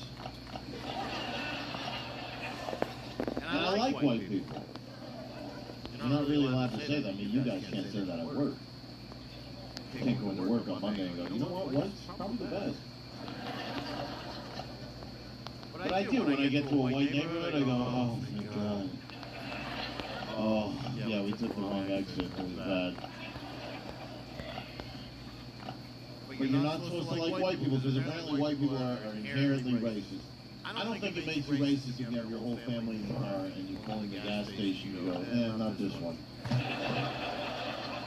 And then you keep driving until you find a gas station with the ice on the outside.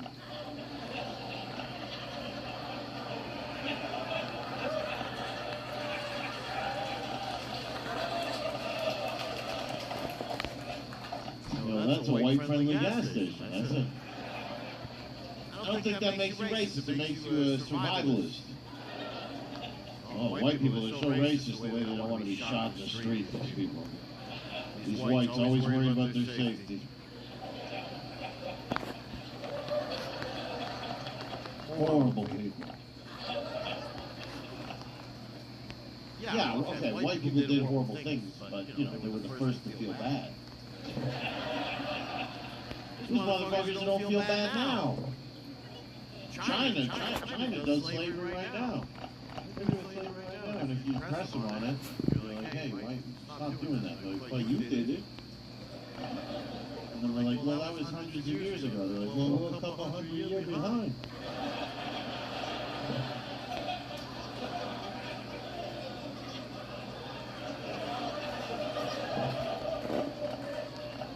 That's so fucking funny.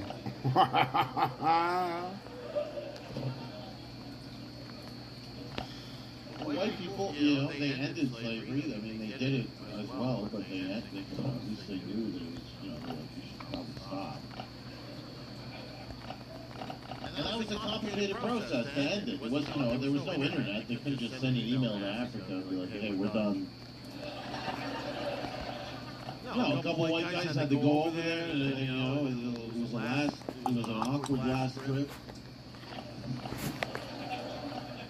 Pulling into the port in Ghana, and they going to speak to the king who sells his people as slaves. The king saw the white people and goes, "Oh, your boat is ready. Everybody is in the boat. Here's your receipt." And the white guy was like, "Look, we can't do this anymore. It's yeah, people are pissed off. There's all kinds of shit going on. There's George Floyd."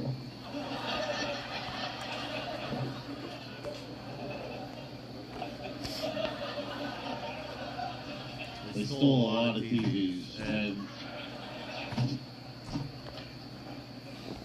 we can't do it anymore. We're not going to do it anymore. And the African king was like, "You are going to destroy our black business."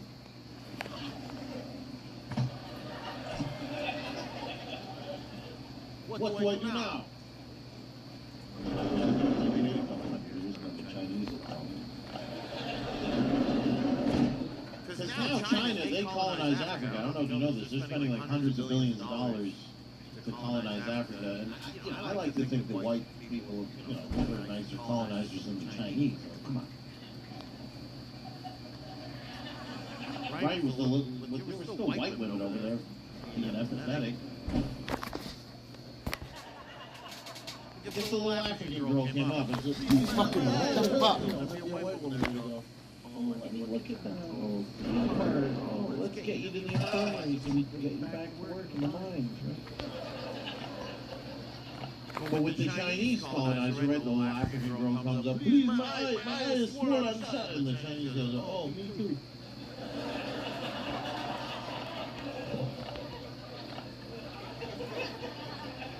And then he would hit the little African girl in a very Chinese way.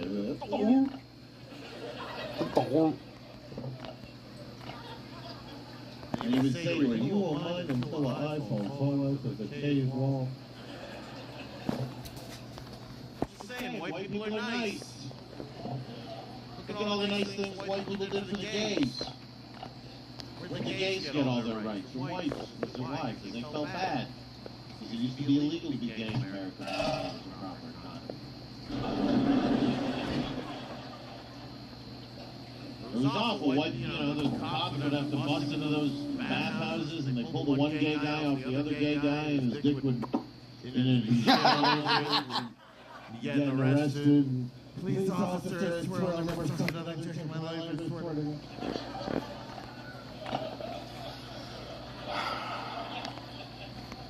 Fuck. White people felt bad, so they said, "All right, you can be gay." And then immediately, like, "Can you do a parade?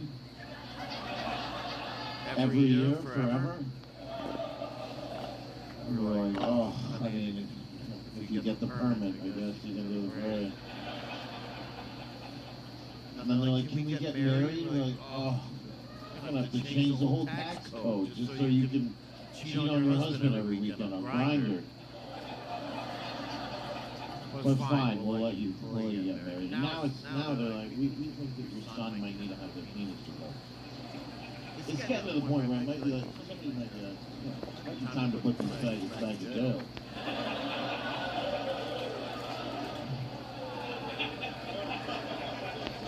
Nobody's ever said that this close to a WNBA game before.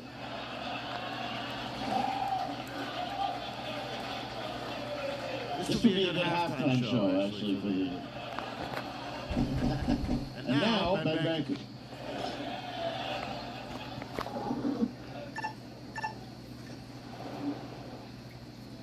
Look, I don't mean I have to say that for legal reasons. Oh, look, if I meet a gay person, like, I like Trump, I'm like, oh, maybe I like dick. Mike's not a gay. Even with trans people, if I see a trans person walking down the street, I don't take them home and fuck them and kill them. I'm not black.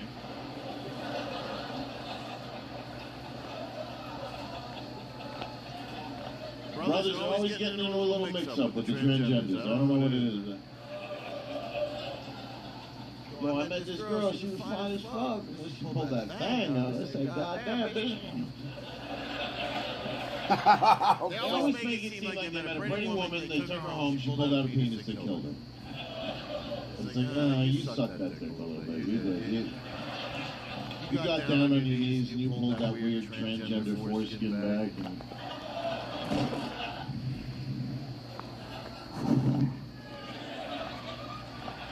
Shit, I'm about to kill this motherfucker.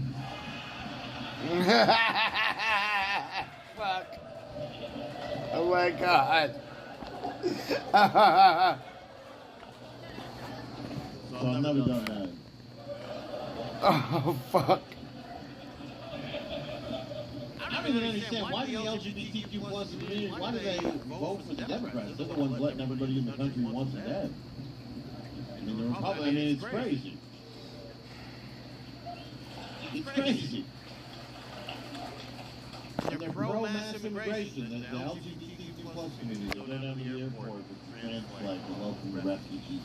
Welcome, welcome, you're so welcome in this country. And they're getting off the plane from Syria like, they don't like you. I mean, we don't like you either, but we're not going to kill you. All right, we'll kill you a little bit, but less. At least we'll feel bad after.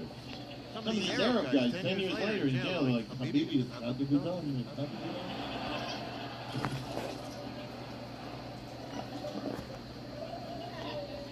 No, there's two types of people now. There's people who look like this, and then there's people who look like that.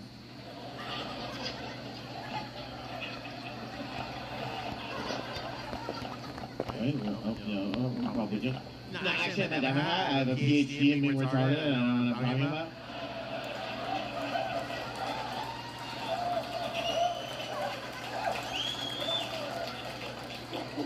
And they ruin everything. They ruin everything. We couldn't even enjoy Team USA winning the hockey gold medal because, woke people found out. They didn't even know what hockey was until Trump made that joke. And then now they're going around, oh, so all the players, they're just white? That's racist. It's like, well, skates are expensive.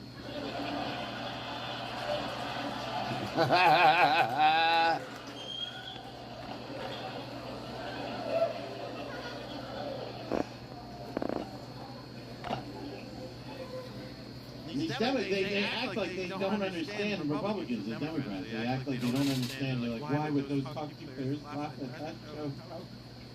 They're 6'3" white hockey players. I mean, they voted for Trump, obviously. They're 6'3" white millionaire hockey players. You think they voted for Kamala?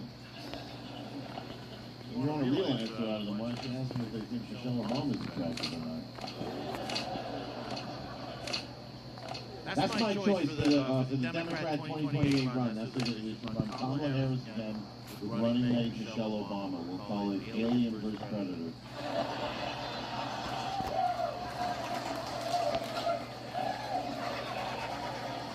You know who's who.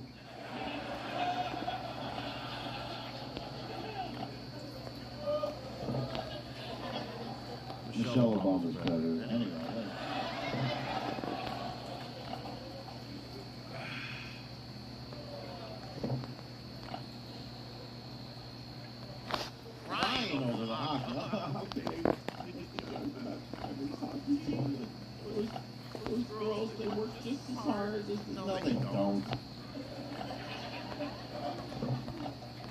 the women's Olympic hockey team works just as hard as NHL players? You're out of your fucking mind. Let me tell you something about the women's Olympic hockey team. This is how it works. Every 4 years, they go to the storage unit to get the equipment out. They go, let's give it another shot, ladies. It's not that serious. And women's hockey might be one of the worst women's sports to watch. I mean, they're all covered up. If I'm gonna watch women's sports, I want to see a little, upper thigh, a little armpit. At least women's basketball. Here, you got Caitlin. She's hitting threes in the black girl's face, the black girl's eyelashes going flying, and like that's women's sports. Now pull her wig off.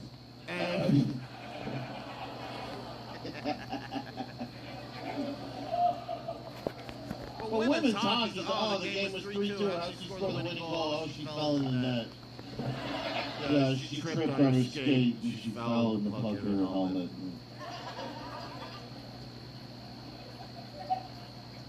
President Trump wasn't making fun of the women's hockey team because they weren't as good, or they didn't try as hard, or work as hard. He didn't find them because they won a gold medal. And he invited them to the White House, and they said no, because they're a bunch of woke guys. And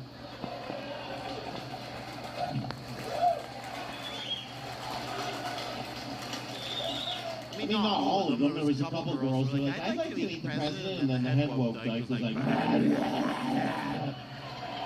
she was like, sorry, I forgot we supported illegal Somali immigration on this hockey team.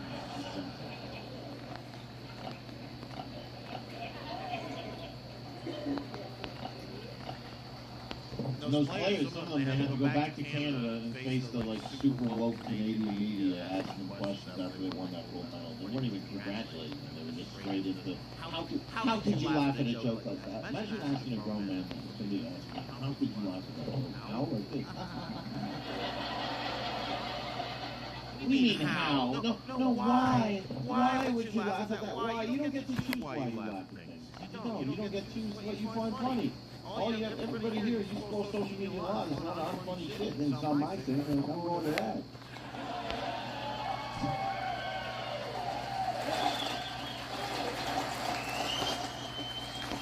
You don't get to choose what you immediately laugh at. Like if I'm walking down the street and there's midgets, I don't want to laugh. I wish I could be like, oh, that's a serious. But no, I see a midget and go, oh, midget. And we laugh and we go, holy shit, his head's, 3/4 the size of his torso.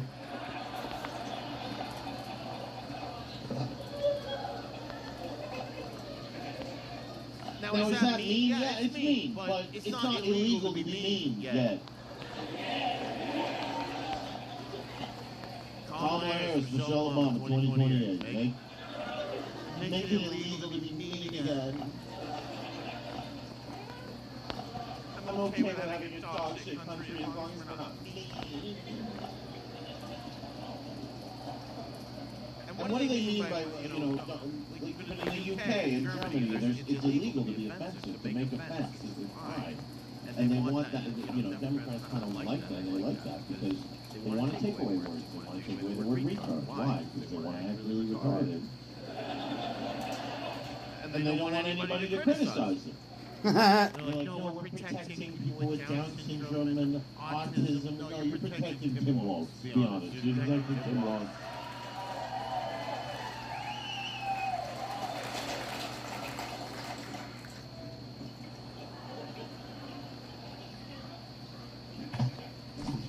People who were so upset about a lot of the women, they were very upset that the joke was made and the players laughed.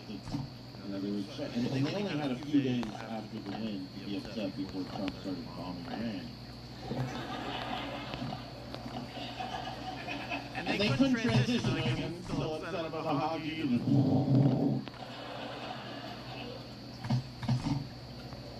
Somebody asked me recently, they go, what do you think of the war on Iran? Is that what we're calling it? The war on Iran?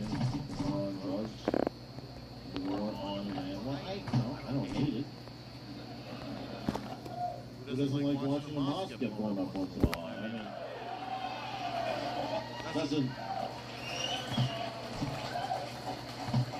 I mean, mean, have you seen the footage from the war? It doesn't even look that bad. There's like a couple videos. There's the one where the guy's on the roof and he's like, he's like, you should learn to like it. It's the most expensive thing you'll ever see. Hey kid, you ever seen 35 million? The whole apartment building collapsing. But I love Persians. I love Persians because they're on board. You know, you talk to them, you're like, what do you think of the war on Japan? And the Persians, they go, oh, it's cool, they'll blow us up.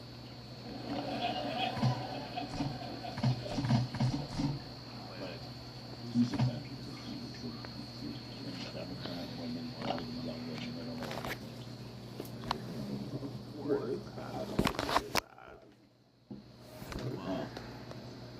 You like your Starbucks every morning. How many people had to die for that? I mean, the whole, you know, all the fucking Indians.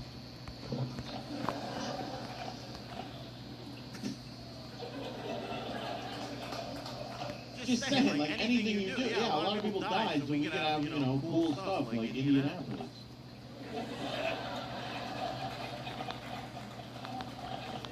And I mean, it's true. They're mostly upset. Mostly these Democrat women are upset because they only date Democrat men. And, you know, they're like homosexuals, so. Look, I hate Trump too if every time I had sex there was a guy pushing fecal matter up my cunt.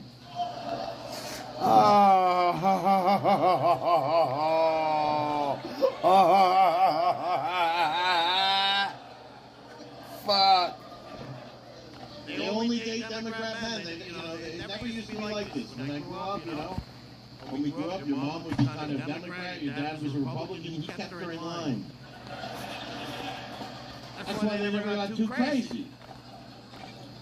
Because your mom would be like, well, maybe you should have more people in the country from Haiti, and maybe it's horrible how they live there. And then your dad was like, you're a fucking idiot.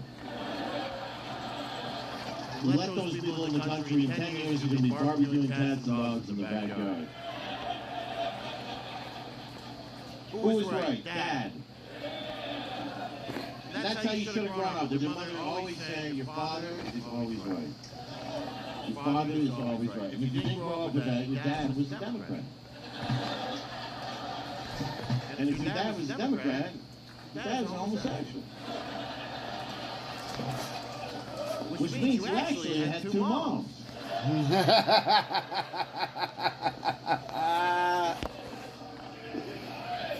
But you see these, especially the younger Democrat women, the guys they claim to be dating, they introduce this is my boyfriend. Hi, I'm Frederick. Yeah, it's Frederick with an O. The O stands for oppressed. oh my god. Oh, really? You know what that is to me? You're fucking retarded. That's what it is to me. Anyway, come on in. Have a seat, Frederick.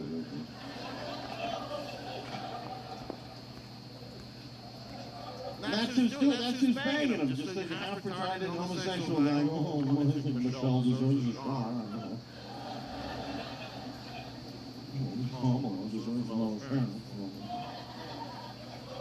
No, these women, they need a Republican man to hold them down semi-consensually. Semi-consensually. And give them the MAGA cock, right? They need...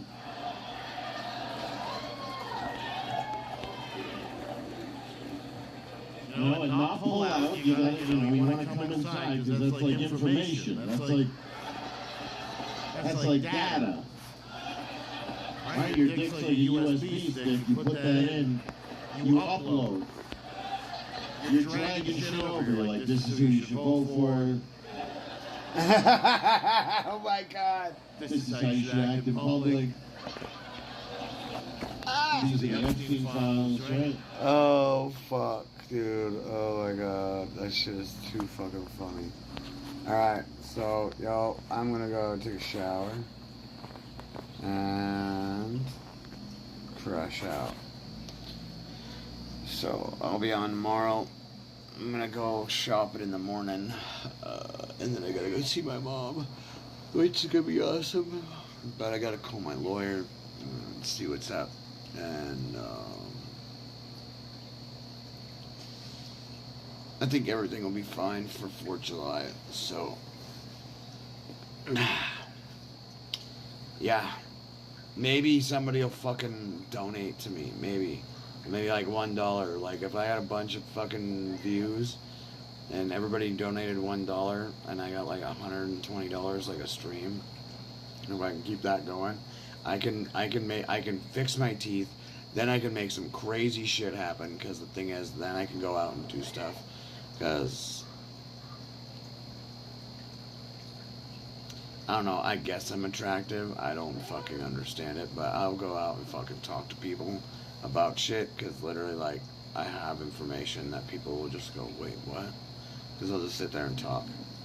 So, I haven't had any live stream things. I don't really know how to fucking really do that without having my fucking shit fucking heat up too much to shut down. I don't know, unless it's just regular cameras. And they have a fucking internet connection or something. But anyways, I'll see you guys tomorrow. I don't even know how many hours I have, because that shit black screened on me. But we did some shit. I think I put stuff back in here.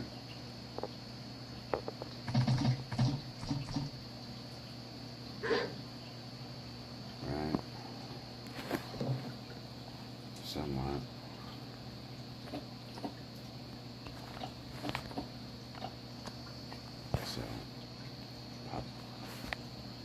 So yeah, we'll be done for today. Nothing else really to do. 46.79.